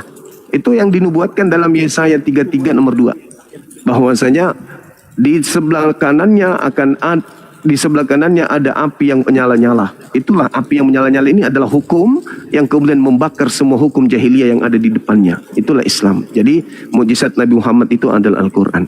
Kembali kepada pertanyaan saya, pertanyaan yang sama. Kalau Paulus berbicara langsung dengan Elohim, itu di mana dalilnya? Silakan. Oke teman-teman ya, jadi itu tadi sudah kita bacakan ya di Kisah Para Rasul ya, 18 ya. Itu pengakuannya Yesus, cuman suara doang, bukan Elohim itu. Baik. Ada atau tidak ada, Bang? Itu aja dulu. Ada atau tidak ada Elohim bicara langsung? Ada, udah saya jawab ada, udah saya jawab tadi. Dalilnya mana? Saya itu tidak mau mengulangi, ya saya tidak mau mengulangi jawaban mana? Saya. Yang ditulis Kisah Para Rasul 18. Itu yang datang ya, Kisah Para Rasul 18 ayat 9. Pak Devi, saudaraku, yang datang itu makhluk. Mulai nggak tertib ini, Bang Zul, mulai ya. Yang saya mulai minta ya, dalilnya, Tuhannya Yahudi. Yang datang itu kan cuma ngaku-ngaku Yesus. Kalau ngaku Yesus itu, kata Yesus itu penyesat, gugur. Yang saya minta Elohim. Tadi Bang Zuma panjang lebar ngomong, tadi Bang Zuma saya nggak potong. Enggak, saya minta sekarang dalil kan. Giliran untuk berbicara, Bang Zuma dengarkan. Saya minta dalil, Bang. Saya minta dalil. Dari tadi pun di mana tuh? Di mana Tuhannya Yahudi? Ini dalilnya ini. Kisah Para Rasul 18 ayat 9. Itu adalah makhluk yang ngaku Yesus. Yesus aja, Bang. Yesus aja berfirman, saudaraku. Yesus berfirman menyampaikan firman kepada muridnya. Yesus hanya rasul. Apalagi yang datang kepada Paulus ini bukan Yesus. Hanya ngaku Yesus. Yang saya minta bukan makhluk yang ngaku Yesus itu. Gantian kita ngomong. Yang saya minta gantian. Tuhannya Yahudi yang berfirman langsung kepada Paulus itu di mana? Silakan. Ya udah. Diam ya, saya ngomong ya. Ya. Baik. Ya. Kisah Para Rasul 18 ayat 9 ya. Ini adalah Alkitab atau firman Tuhan yang kami percaya 100% adalah wahyu dari Tuhan, firman dari Tuhan. Jadi kalau Bang Zuma tidak menerima itu sah-sah saja karena ini bukanlah imanmu. Oke? Akan tetapi Yang kita kembali tadi. hargai, Oke ya? hargai forum Anda, Bang. Ketika saya bertanya tadi, Saya minta dalil. waduh, nanti Sebagaimana- kalau saya mute nggak terima ini. Ya, kalau saya mute nggak terima nanti ini. Ini mute Bang. terus. Kalau tidak ada bilang aja nggak ada, nggak usah dipaksakan. Nggak ada Iya Elohim. ada, udah saya tunjukkan. Nggak Kisah ada para Elohim. Rasul 18 ayat 9. Jadi diam dulu lah. Ya Oke. udah, silakan. Nah, jangan diskusi kita itu berakhir dengan nggak kondusif ya. Artinya mari kita mulaikan tadi di awal dengan baik, kita akhir dengan baik. Oke ya? Ya. Jadi begini teman-teman ya. Bang Zuma tadi ya sudah mengakui bahwa tidak ada mujizat kepada Nabi Muhammad. Oke, tidak ada mujizat. Ini bohong lagi nih, Tidak ada bohong mujizat. lagi. Ah, Anda kan? jangan berbohong, tidak bagus. Karena kenapa? Setiap karena nabi belum diberi ada mujizat data, berbeda-beda. belum ada data yang ditunjukkan ya di dalam Bohong dia. Al-Quran bahwa Inilah Muhammad Ustaz punya Dinda mujizat. Bezi, pendetamu. Ya? Waduh. Bang Zuma, diamlah. Saya Anda saya mengatakan berbicara gimana sih? saya Nanti mengatakan kalau Nabi saya Muhammad. mute nanti Jangan berbohong, nggak enak Bang Abang. Zuma. Jangan berbohong, nggak bagus. Saya mengatakan setiap nabi memiliki mujizat yang berbeda. Nabi Muhammad diberi mujizat kitab termaterai. Diam dulu Bang Zuma. Saya berbicara. Tapi jangan Giliran saya berbohong, itu berbicara nggak bagus. sekarang. Jangan Aduh. berbohong. Mau lanjut nggak? Mau lanjut nggak? Lanjut, tapi tunjukkan bukti di mana Elohim berfirman kepada Paulus sehingga Paulus melahirkan 13 bukunya. Ingat di dalam Kisah Para Rasul 18 nomor 9 itu bukan tadi Kisah bukan Para Rasul Theos. 9 Itu bukan Theos, dan Bang. juga Kisah Para Rasul 18 udah Itu bukan saya sebut Theos, tadi itu ayatnya. Kurios. Itu Kurios. Ya. Bukan Theos, itu Kurios. Ya. Yang Jadi saya sekarang minta itu, ya, yang izinkan saya saya minta itu berbicara lah atau ketakutan Tuhan Bang Zuma Yahudi. kalau saya berbicara ya? Bukan Memang kalau saya ketakutan, bertanya Bang Zuma Abang. berat-berat itu Bang Zuma ya. Oh enggak, Berat-berat kalau saya bertanya Bang Zuma. memang kritis. Kan udah Iya. aku bilang. Ada Oke, PT ya. saya itu yang lagi viral. Orang Kristen kalau bertanya Islam kritis sekali. Tapi kalau dia ditanya itu paling takut kalau ditanya tentang Bibelnya. Oh, Enggak, kayak orang dari cacing kepanasan tadi, gitu. Puluhan saya sudah kasih kesempatan sama Bang Zuma Kisah untuk Para bertanya Rasul sama 18. saya. Sekarang Kisah Para Rasul 18 kenapa Bang nomor Zuma tidak 9 berani itu bukan mendengarkan Theos. saya? Kenapa? Itu Kurios, Abang. Aduh. Pertanyaan saya, gimana sih? Bapak itu, Bapak itu. kalau saya mute nanti Bang Depi suka mute. Oke. Padahal nggak mau Kesempatan mendengarkan saya Bang tolong, Zuma. Gimana sekali itu? kesempatan saya sekali dengarkan. Kalau di dalam bahasa Yunani, Oke, silakan. Bapak yang disembah oleh orang Yahudi itu disebut Theos atau disebut Kurios? Kalau dalam bahasa Yunani Perjanjian Baru disebut Theos atau disebut Kurios? Theos, Kurios. Udah. Di dalam Kisah Para Rasul 18 nomor 9 bukan Theos tapi Kurios. Yang saya minta Theos berfirman langsung kepada Paulus itu di mana? Nggak ada ya Bang ya? Nggak ada ya? Udah.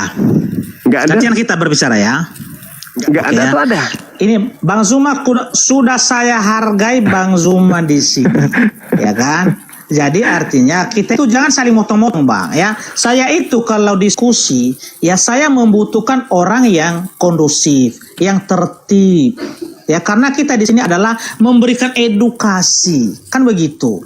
Ya, bukan cakar-cakaran, bukan ribu-ribu seperti ini. Itu tidak menunjukkan bahwa kita itu dewasa dalam hal diskusi kalau seperti ini, Bang. Oke? Jadi marilah kita dewasa, ya kan dalam berdiskusi. Ya kan kita saling mendengarkan. Ya, nggak apa-apa kita berdebat, nggak apa-apa sih. Tetapi alangkah banyak kita saling mendengarkan, kan begitu, ya. Oke, saya bernarasi ya, Bang Zuma sudah selesai ya. Silakan. Oke, iya. Tadi pertanyaan saya sama Bang Zuma, buktikan sama saya bahwa Nabi Muhammad punya mujizat, karena Nabi itu pasti punya kelebihan dengan manusia-manusia biasa. Disertai dengan mujizat-mujizat. Ya seperti Tuhan Yesus itu ya, membuktikan bahwa dia bukan hanyalah manusia biasa, ya. Lazarus yang telah mati selama 4 hari sudah dikubur, dia bisa bangkitkan itu. Ya, orang yang buta sejak lahir, ya, dia bisa membuka matanya. Ya, bahkan mujizat yang terbesar adalah dia bisa bangkit dari antara orang mati. Itulah mujizat. Apalagi dengan Musa tadi, Elia, ya, Elia mujizat apa yang terjadi, yang dilakukan oleh Elia? Ya, ketika dia melawan Nabi Baal yang 450 orang, ya, dia sanggup menurunkan api dari langit membakar korban yang telah ia sediakan di atas mezbah. Itu mujizat dari Nabi Elia.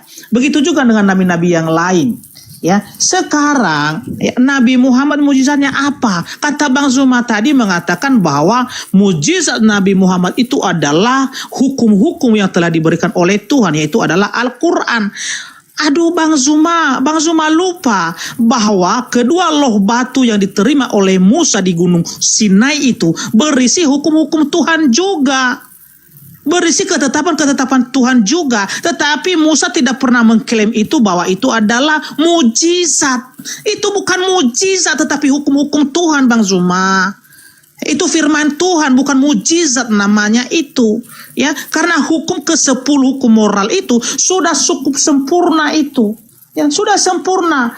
Hukum pertama apa? Jangan ada padamu Allah lain di hadapanku. Hukum yang kedua, jangan membuat bagimu patung yang menyerupai apapun. Hukum yang ketiga, jangan menyebut nama Tuhan Allahmu dengan sembarangan. Hukum keempat, ya, ingat dan kuduskanlah hari Sabat. Hukum kelima, hormatilah ayahmu dan ibumu. Hukum keenam, jangan membunbun. Hukum ketujuh, ya, jangan berzina. Hukum kedelapan, jangan mencuri. Sampai ke-10 itu sudah sempurna Bang Zuma. Jadi tidak pernah dijadikan itu adalah mujizat. Mujizat ini adalah, ya, yaitu tanda-tanda besar yang dilakukan oleh tangan manusia, oleh pemberian Allah itu, bahwa itu membuktikan bahwa orang itu adalah utusan Tuhan, nabi Tuhan, ya, bukan kitabnya yang dianggap mujizat, ya.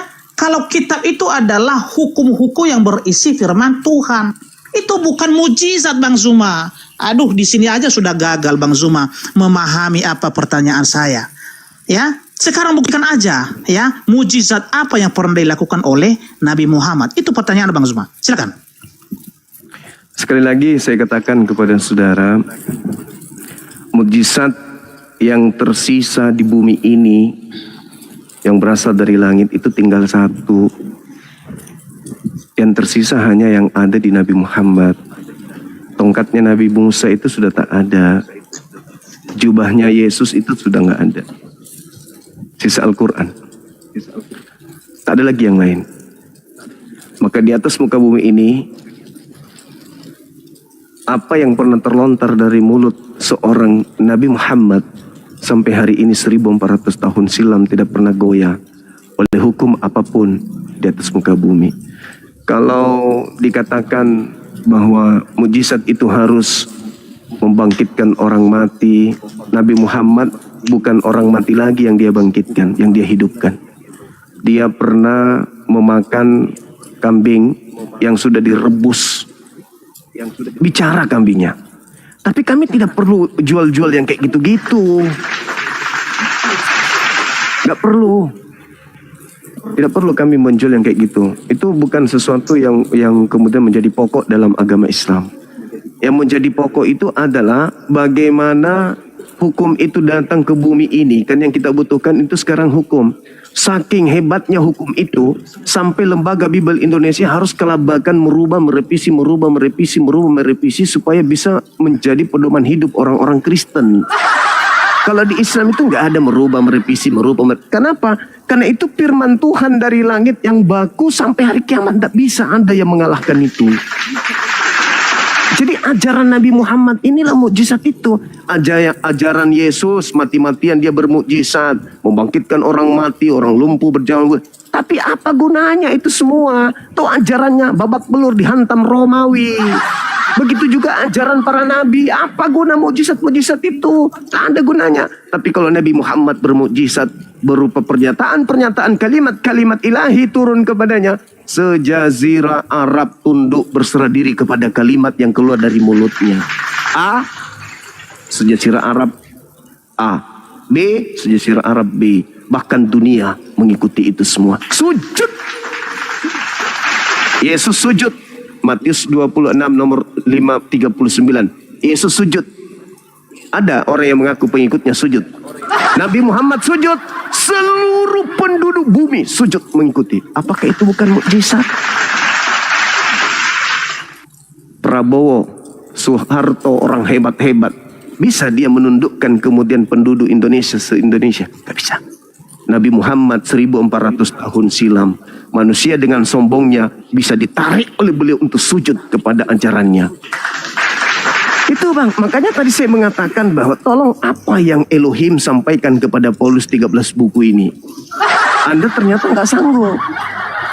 Ternyata kalau Anda tidak sanggup bahwa Bapa Elohim yang berkarya kepada Paulus, berarti yang berkarya kepada Paulus itu adalah Sibilisisis yang Yesus nubuatkan, waspadalah kepada Kristus palsu yang datang kepadamu memakai namaku dan katakan akulah dia, mereka akan menyesatkan orang banyak. Orang banyak inilah yang disesatkan oleh Kristus palsu ini yang mengaku sebagai pengikut Kristus. Pengikut Kristus artinya pengikut Kristus yang datang kepada Paulus, yang mana yang datang itu bukan Yesus. Jadi itu pertanyaan saya, abangku. Kalau tidak ada, sudah selesai kita. Nggak usah dilanjut lagi. Ternyata Paulus dengan 13 bukunya itu hanyalah dari makhluk roh dan bukan dari Elohim. Ya, oke. Baik teman-teman ya. Jadi saya jawab ya, Bang Zuma sekarang ya. Sabar teman-teman. Saya buka data dulu ya.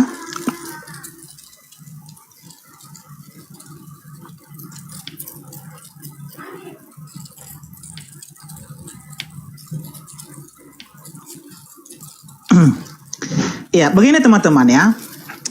Di ajaran Paulus ya, sesuai dengan yang diajarkan oleh Tuhan Yesus ya. Kita baca di sini ya. Ada di Roma pasal 12 ayat 20 ya dan 21. Saya bacakan ya. Ini mengenai ajaran ya, mengenai hukum ya. Rasul Paulus berkata, tetapi jika seterumu lapar, berilah dia makan. Jika ia haus, berilah dia minum.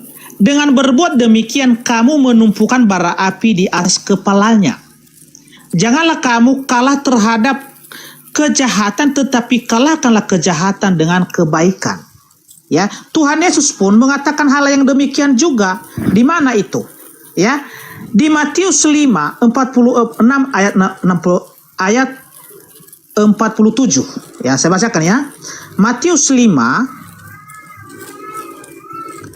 46 dan 47. Beginilah firman Tuhan. Apabila kamu mengasihi orang yang mengasihi kamu, apakah upahmu? Bukankah pemungut cukai juga berbuat demikian? Dan apabila kamu hanya memberi salam kepada saudara-saudaramu saja, apakah lebihnya daripada perbuatan orang lain? Bukankah orang yang tidak mengenal Allah pun berbuat demikian?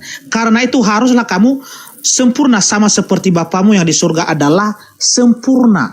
Jadi di sini Tuhan Yesus memerintahkan kami untuk memusuhi musuh-musuh kami, ya, untuk mengasihi, untuk mengampuni. Begitu juga Rasul Paulus tadi bahkan mengatakan, jika seterumu lapar, berilah ia makan. Jika ia haus, berilah ia minum.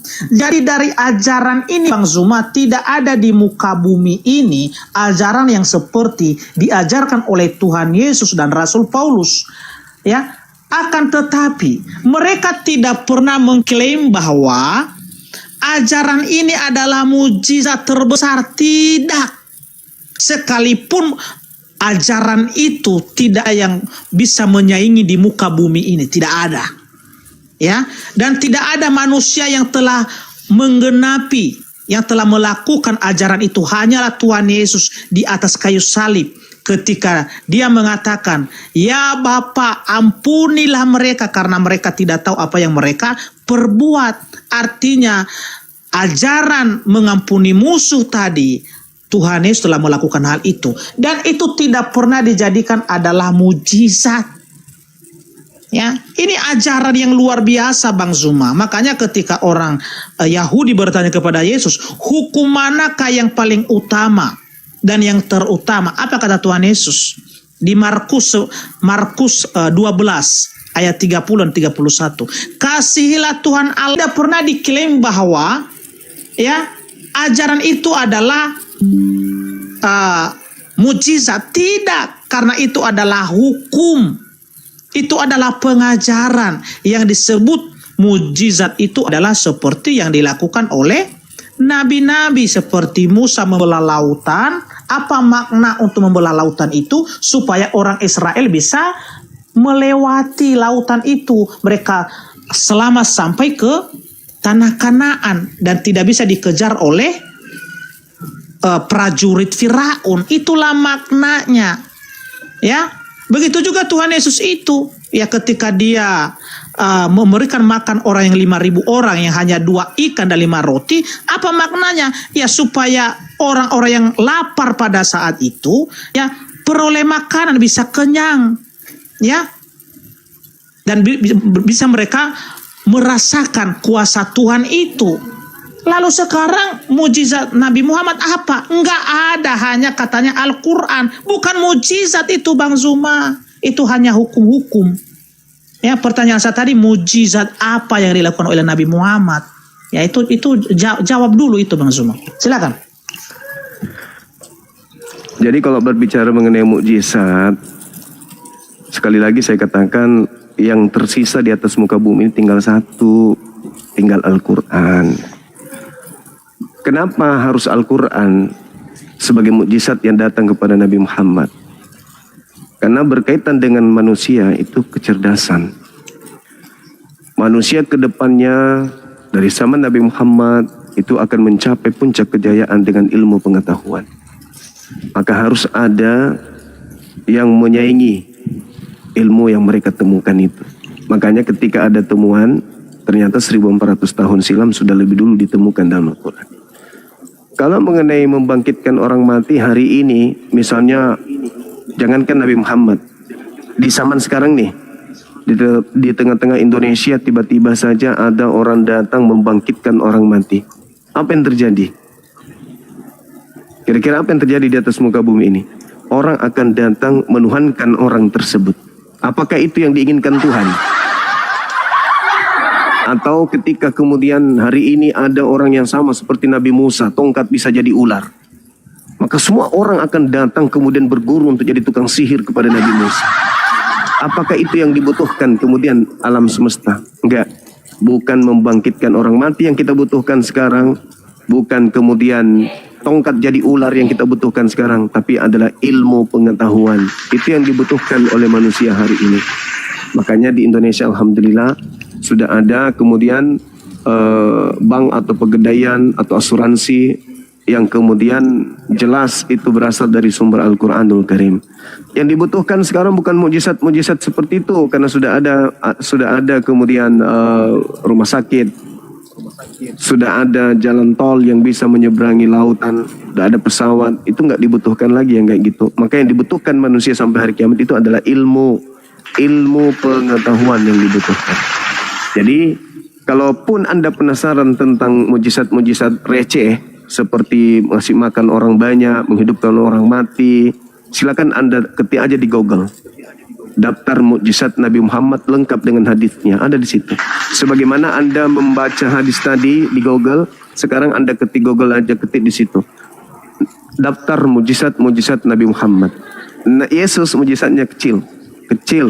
Nabi Muhammad itu bisa menghidupkan kerikil-kerikil sampai kerikil itu bertasbih. Silakan Anda buka di Google. Cuman saya nanti takut kalau saya buka semua mujizatnya, kalian beralih dari menyembah Yesus ke menyembah Nabi Muhammad. Untuk itu saya masih fokus kepada pertanyaan saya, saudaraku Depi. Kalau Anda membahas materi terakhir dari sesi Anda tadi ini, itu nggak ada hubungannya dengan pertanyaan saya. Anda hanya melarikan pertanyaan saya supaya saya itu seakan-akan seperti jemaat lupa terhadap pertanyaan. Enggak, saya akan kejar Anda. Kalau Paulus sudah mengarang bahwa Torah itu adalah tinja, sampah, tidak ada orang benar karena Torah, lalu kemudian Yesus itu adalah korban penebus dosa-dosa orang jahat, maka saya akan kejar 13 bukunya ini, apakah itu dari Elohim atau itu betul-betul dari makhluk roh yang ngaku Yesus. Kalau makhluk roh yang mengaku Yesus inilah yang datang kepada Paulus, berarti tergenapi sudah. Yesus palsu itu ada di Paulus dan orang banyak yang disesatkan itulah Kristen. Maaf, itu fakta real. Kecuali Anda bisa membuktikan kepada saya bahwa Elohim, Tuhan yang datang kepada Yesus, Tuhan yang datang kepada Abraham, Isa, Yakub, Musa, itulah yang berfirman kepada Paulus, baru kita gelar tikar untuk mengkaji lebih dalam. Tapi kalau Anda sampai di sini tak sanggup, mentok, maka saya rasa tidak perlu kita bahas lagi. Yang pada prinsipnya orang sudah menyaksikan bahwa ternyata Paulus menerima ajaran-ajarannya, bisikan-bisikannya itu dari makhluk roh, bukan dari Tuhannya Yahudi. Saya kira begitu Bang, waktu saya mau ibadah. Oke. Iya. Lanjut Bang. Oke. Oke Bang Zuma, oke. Saya pamit ya. Ya, enggak. Makasih ya. Oke, siap. Terima Terima kasih kasih. saudaraku Depi, Anda pendeta yang baik. Oke. Teman-teman Muslim, Ya, salam toleransi yang ada Bang di bawah, Zuma. Oke. Saya siap. Teman Muslim yang ada di bawah, terima kasih sudah menyertai kami di sini. Yang ada di YouTube juga, Masya Allah. Semoga kita semua bisa mati dalam keadaan waras, meninggalkan bumi masih dalam keadaan waras, tidak pikun ya, sehingga kita berada pada posisi Muslim. Terima kasih Bang Devi, tetaplah berkarya, ajak manusia-manusia lebih banyak lagi untuk mendengarkan khotbah-khotbah Bapak, supaya orang itu bisa tercerahkan ya, menuju kepada kebenaran.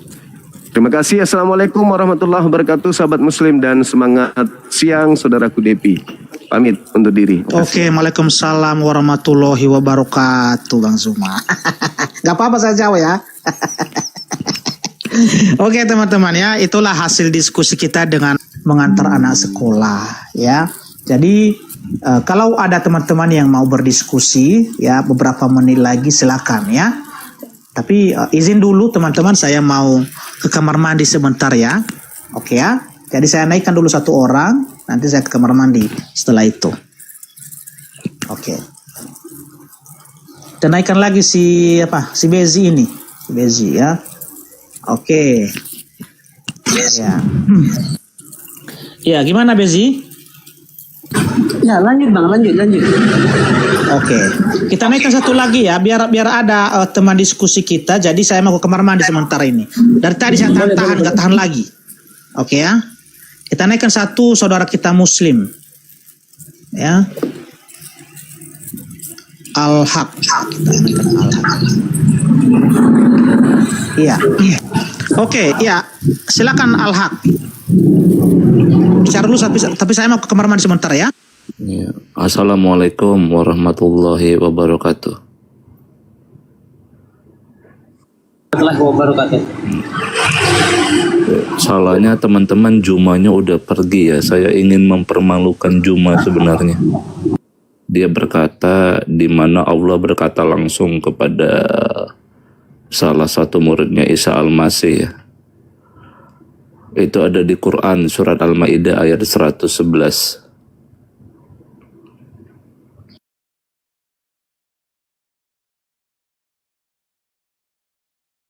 Mungkin bisa dibuka Bang Beji. Iya, nanti dibuka Bang.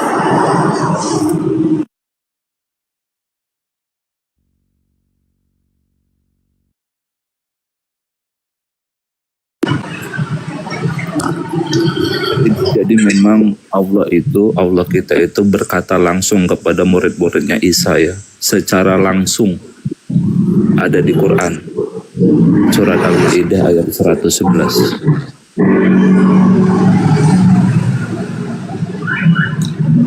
Iya, aku tahu. Pak dibaca Bang Beji. Ya, kalau mau baca aja.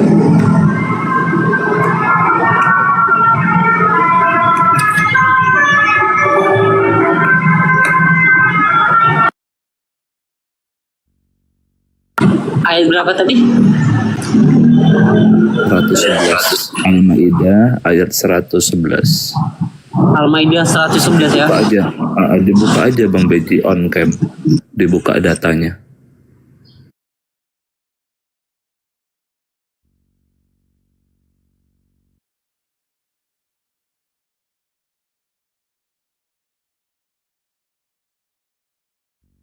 Teman-teman ya, saya orang yang paling ditakuti oleh debater-debater ini ya, yang merusak tata negara, Pancasila, Undang-Undang Dasar 1945.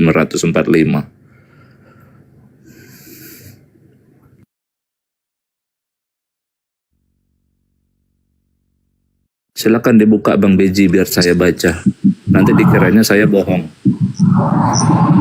Ya, di sini aku hanya bantu buka ya. Silakan. Dibesarkan layar saya, Bang. Aja bahasa Arab dibesarkan Bang Depi. Ini Allah berkata langsung kepada murid-muridnya Isa Al-Masih. Bahasa Arabnya dulu Bang. Tuh, auhaitu ilal hawariyina.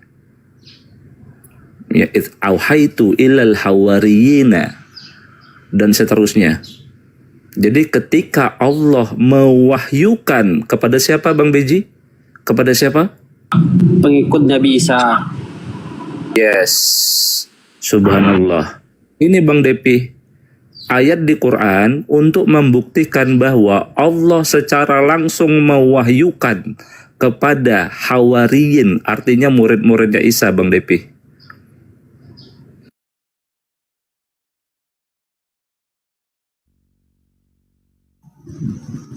Ya, baik Bang Al-Haq, terima kasih. Ya, lanjut. Silakan dibuka surat Shaf ayat 14 Bang Beji, bahwa murid-muridnya Isa itu dimenangkan Allah. Surat Shaf berapa? Ayat 14.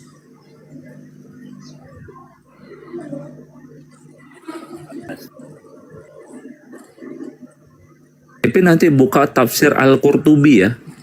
Dicatat Pak DP, pakai pulpen Pak DP. Dicatat. Nanti tafsir surat As-Saff Al-Qurtubi ayat 14. Pasti di situ ada namanya bulus. Kalau bahasa Arab nggak ada P Pak DP. B, bulus. Tafsir Surat As-Saff. Surat As-Saff ayatnya 14. ayat Ayat 14. Al-Qurtubi ya, Pak Depi ya. Itu ada salah satu hawariyin namanya itu Bulus yang dikirim ke Rumiyah. Bulus dikirim ke Rumiyah. Silakan dicari nanti Pak Depi. ya, baik. Ini Pak Depi surat ya. Ya ayyuhalladzina amanu kunu ansarallah. Kama qala Isa bin Maryam lil hawariyina man ansari ilallah qala al hawariyuna nahnu ansarullah. Di sini di tafsir surat surat As-Saff ayat 14 ya, dari Qurtubi, salah satunya nama hawariyun itu siapa? Bulus. Dia dikirim ke Rumiyah. Nanti dicari ya Pak Depi ya. Jadi ada 2 ayat. Baik. Oke. Kemudian buka surat Ar-Ra'd. Ya, bahwa Nabi Muhammad itu tidak ada mukjizatnya. Surat Ar-Ra'd ayat 7.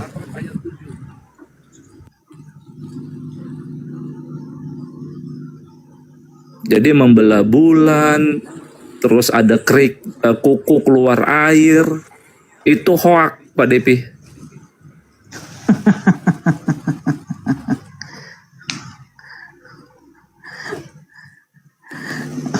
Oke Bang Al-Haq, terima kasih informasinya. Wow, open camp si Sebentar, Pak Bezi ini. Beji. Surat Ar-Ra'd ayat 7. Bahkan orang Quraisy yang menolak Nabi Muhammad meminta tanda-tanda mukjizat itu Pak DP, tapi nggak ada.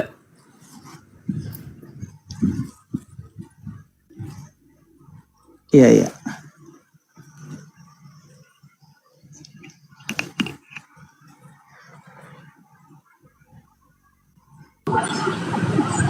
Bang Beji bisa dibuka sebentar Ar-Ra'd, nanti dikira saya bohong.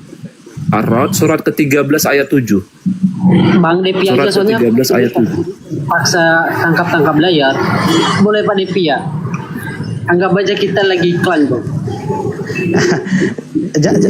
Janganlah nanti begini teman-teman, Bang Al-Haq ya, jangan sampai kita dianggap di sini adalah monolog ya.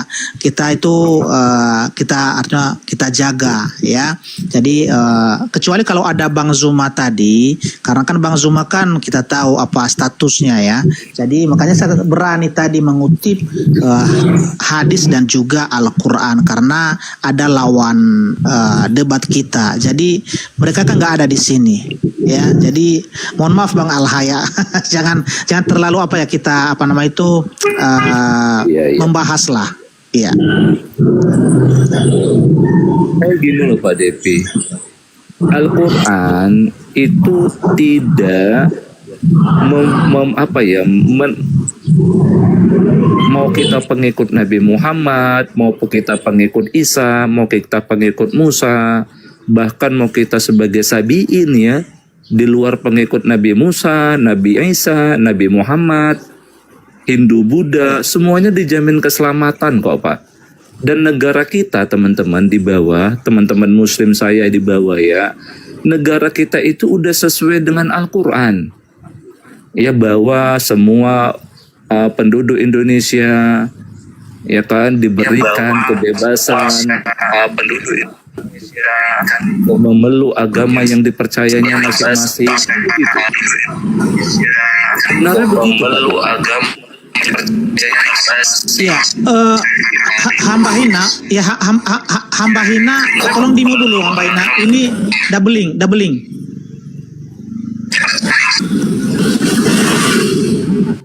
Hamba hina, tolong di doubling.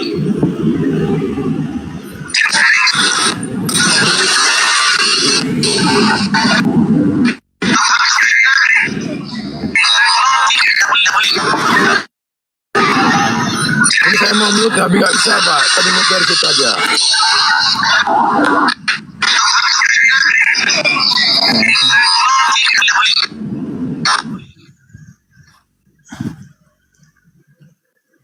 Ya, Pak hamba hina, doubling itu Pak, doubling.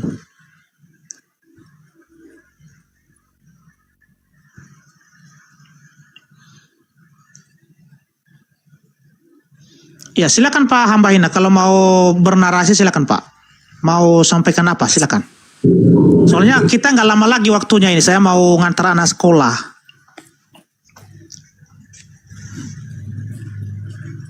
Terakhir Wah, nih, udah Pak. turun. Terakhir Oke, silakan. Pak, bisa Bang Beji buka Al-Baqarah ayat 62 nggak? Untuk membuktikan kata-kata saya benar. Al-Baqarah ayat 62. Saya nggak berani loh bang, tahu lah kondisi saya sebenarnya. Aku kira tadi kenapa itu yang dua itu tadi kubuka, itu aku kira abang beneran Islam loh. Kalau aku tahu abang itu tertrut, aku nggak buka.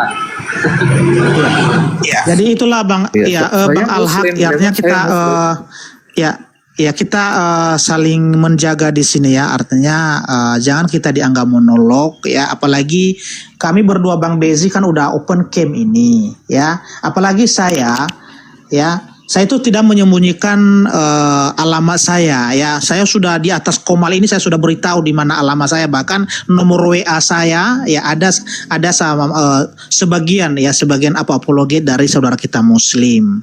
Ya jadi makanya saya itu nggak mau kalau kita bahas Al-Quran tanpa ada lawan debat kita di sini. Kecuali kalau ada contoh Bang Zuma tadi, kan ada Yusuf PI, Wafi dan lain-lain, boleh nggak apa-apa. Itu pun tetap kita kedepankan yang namanya toleransi, jangan kita menghujat. Ya itu Bang Al-Haq. Al-Haq ini Kristen atau Islam ya? Islam. Saya Islam. Oh benar Islam. Benar.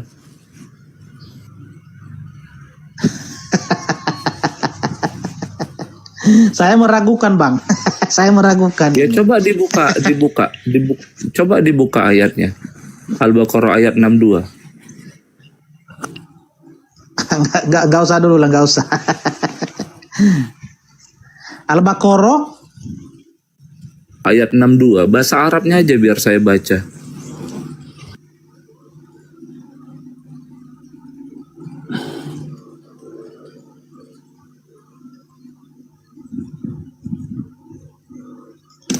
Bentar ya. Saya lihat dulu Bang.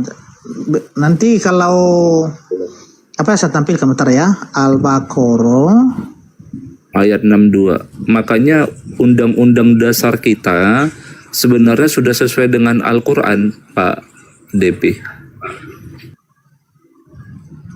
ya, oke ya. Ya, saya bacakan di sini ya. Terjemahan aja saya bacakan di sini ya.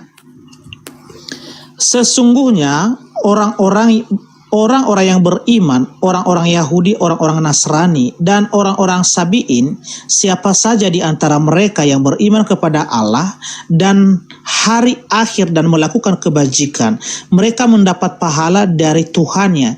Tidak ada rasa takut pada mereka dan mereka tidak bersedih hati. Ini Bang.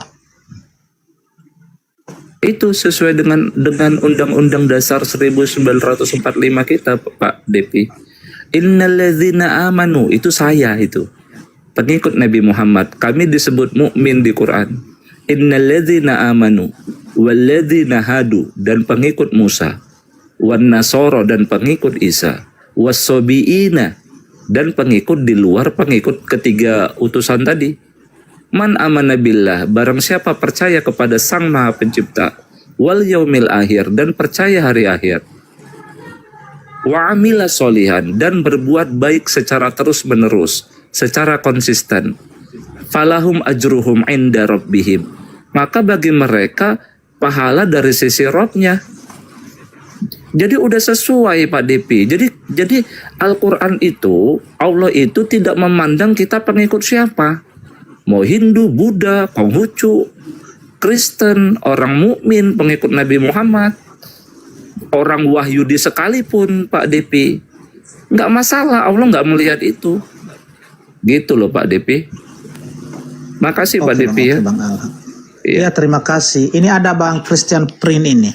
Ya, selamat siang Bang Christian. Shalom. Assalamualaikum warahmatullahi wabarakatuh.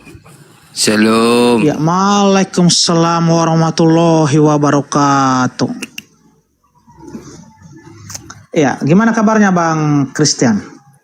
Alhamdulillah Rabbil alamin, wassalatu wassalamu ala asyrafil anbiya Allahi na'madu wa nasta'inuhu wa nastaghfiruhu wa na'udzu billahi min syururi anfusina wa min sayyiati a'malina, wa yahdihillahu fala mudilla lahu wa man yudlil fala hadiya lahu, wa asyhadu an la ilaha illallah wahdahu la syarika lahu, wa asyhadu anna Muhammad abduhu wa rasuluh.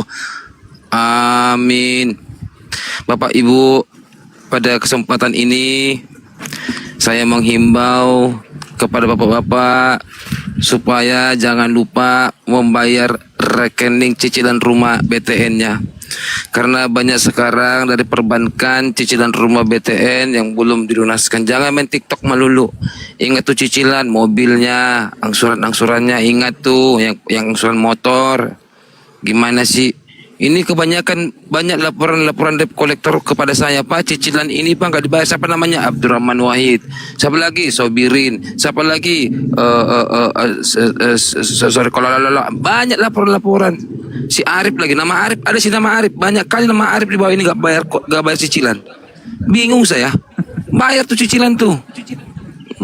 Laporan sama saya Bapak DPI banyak sekali nggak bayar cicilan. Sehingga saya yang 518 siapa tahu ada customer di bawah sini yang lupa bayar cicilan, dibayar dulu. Gitu kira-kira Pak. Habis di sini gak ada muslimnya kan Pak Debi kan? Pak Debi saya ini sudah pernah koneksi di Pak sebelumnya ya? Udah. Sudah pernah ya. Iya, kita dulu pernah saya lihat. Aku scroll FYP. Siapa ini FYP? Depi Zai. Oh ya sudahlah, saya naik dulu lah. Mumpung ada sini si Bejihal ya kan. Mau potong rambut aku tadi, mau berpangkas aku tadi, mau berpangkas. Cuman aku pengennya gayanya gaya. Bisa nggak potong rambut tapi gayanya jadi kepala besar gitu? Nggak bisa. Nggak bisa. Nggak bisa. Jadi kelihatan itu kepalanya besar gitu, nggak bisa. Nggak bisa. Mata merah nggak bisa. Nggak bisa lah. Kecuali kalau abang rombak. Dicongkel bang. Oh. Ya, dicongkel. Karena begini, karena bang Christian itu orangnya baik, nggak mungkin kepalanya besar sama matanya merah. Kalau yang kepalanya besar itu dan mata merah itu orang jahat itu bang. Oh gitu, orang jahat itu ya? Iya, orang jahat itu. Kepala besar mata merah orang jahat ya? Iya, orang jahat itu. Iya, iyalah. Bahaya ini. Data bang CP, data. Jangan. Ku kasih data nanti bapaknya nanti bisain, nanti gak usah biar aja. Karisteng dia. Kau besi, kau ini. Oh, dia karisteng, gak boleh. Jangan. Aku tuh orangnya bagaimana teman-temanku itu aku peluk, aku rangkul ya kan. Ada narasi-narasi yang anu-anu ya nggak, jangan dulu lah ya kan. Gitu. Tapi gini dulu Pak Devizai. Kalau contohnya kita dialog ya. Dialog itu kan lintas iman, oke. Supaya jangan monolog. Oke, naikilah muslimnya kan begitu. Emang muslim kalau dialog itu bisa ditanya, emang Pak Devizai? Selama Bapak bertiktok, emang bisa ditanya mereka? Nggak bisa. Iya ya. Nggak bisa. Bahkan tidak menjawab. Barusan tadi kami itu diskusi Bang Zuma. Ya. Ada si Zuma kesini? Ada tadi, tapi udah turun. Astaghfirullah, aku nyata. Astaghfirullah. Kabar gembira nih Bang Zuma nih. Aku telat pegang handphone saat itu. Aduh. Terus gimana Bezihal? Kau disyaratkan nggak Bezihal? Enggak. Tadi cuma diskusi mereka. Aku nggak ada ngomong. Oh, siapa tadi yang dialog tadi Pak? Zuma sama siapa Pak? Pak Sama Depi. saya. Oh, apa temanya tadi Pak? Mengenai Rasul Paulus dan ketuhanan Tuhan Yesus. Iya Tuhan, tema saya semua itu. Itu mah kubabat semua itu. Kerasulan Paulus sama ketuhanan Yesus. Kalau ini dibikin temanya ke saya, bisa ku bikin Islam bubar gara-gara si Zuma bawa tema ini. Iya. Untung nggak sama saya dia tahu lawan-lawan debatnya siapa gitu. Iya kan? Iya.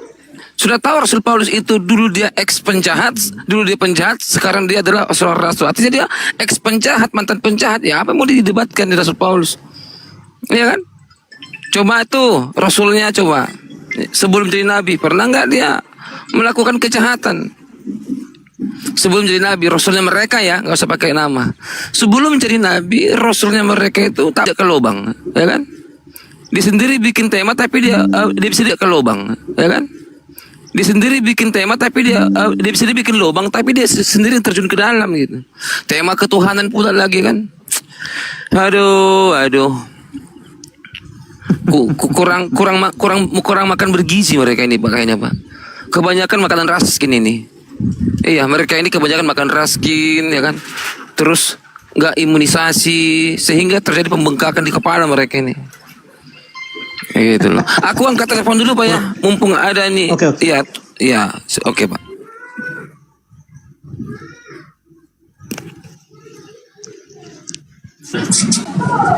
Ya udahlah Pak Depi, mungkin kalau mau urungkan nggak apa-apa bang. Soalnya saya juga ada customer nih. Bang CP, saya izin dulu ya. Bang. Iya, baik. Bukan yang Begal telanjang. Diarak kayak begal diarak. Beginilah nasibnya. Ini tak nih. Ini. Lalu mereka masuk ke dalam kuburan itu, tetapi tidak menemukan hilang mayat Tuhan kamu. Ini Tuhan kau dalam kuburan. Daripada mati dipukulin telanjang kayak begal. Mati dipukulin telanjang kayak begal. Nah, ini pelan-pelan. Pelan, Dinda, pelan-pelan. Nih.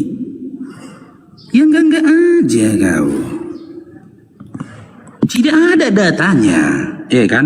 Nabi Muhammad SAW itu mati diracun nih. Tapi aku punya data sama kau nih, Markus 15 nih.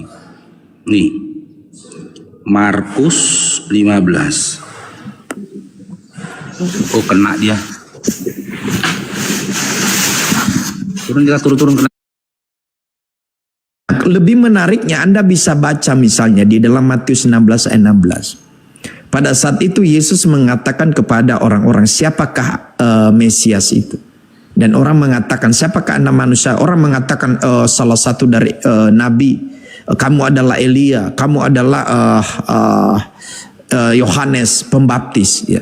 Dan bukan itu. Dan yang menjawab adalah Simon Petrus.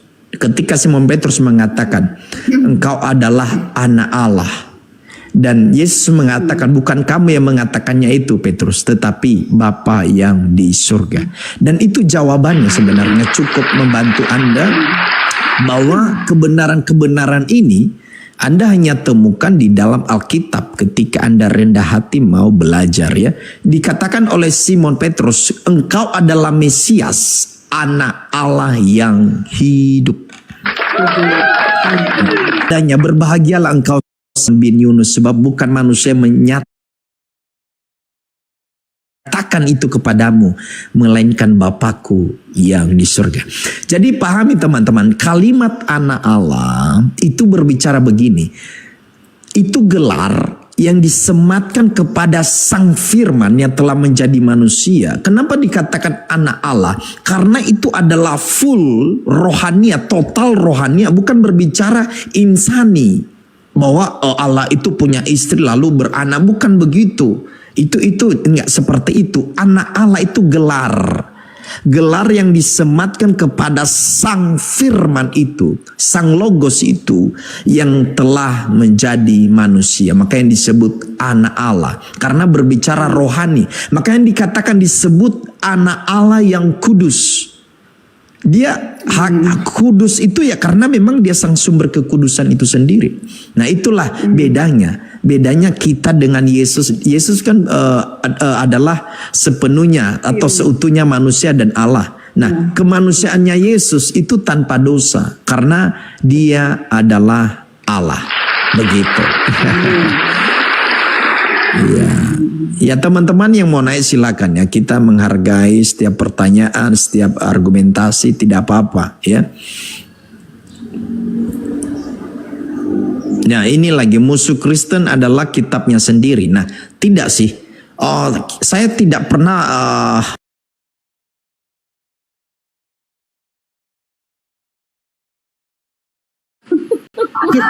Kita boleh kasbon nggak? Tawa aja ke situ arah gua. Janganlah, Bu Bos. Bu Bos, jangan kasbon Bu Bos. Bos badan.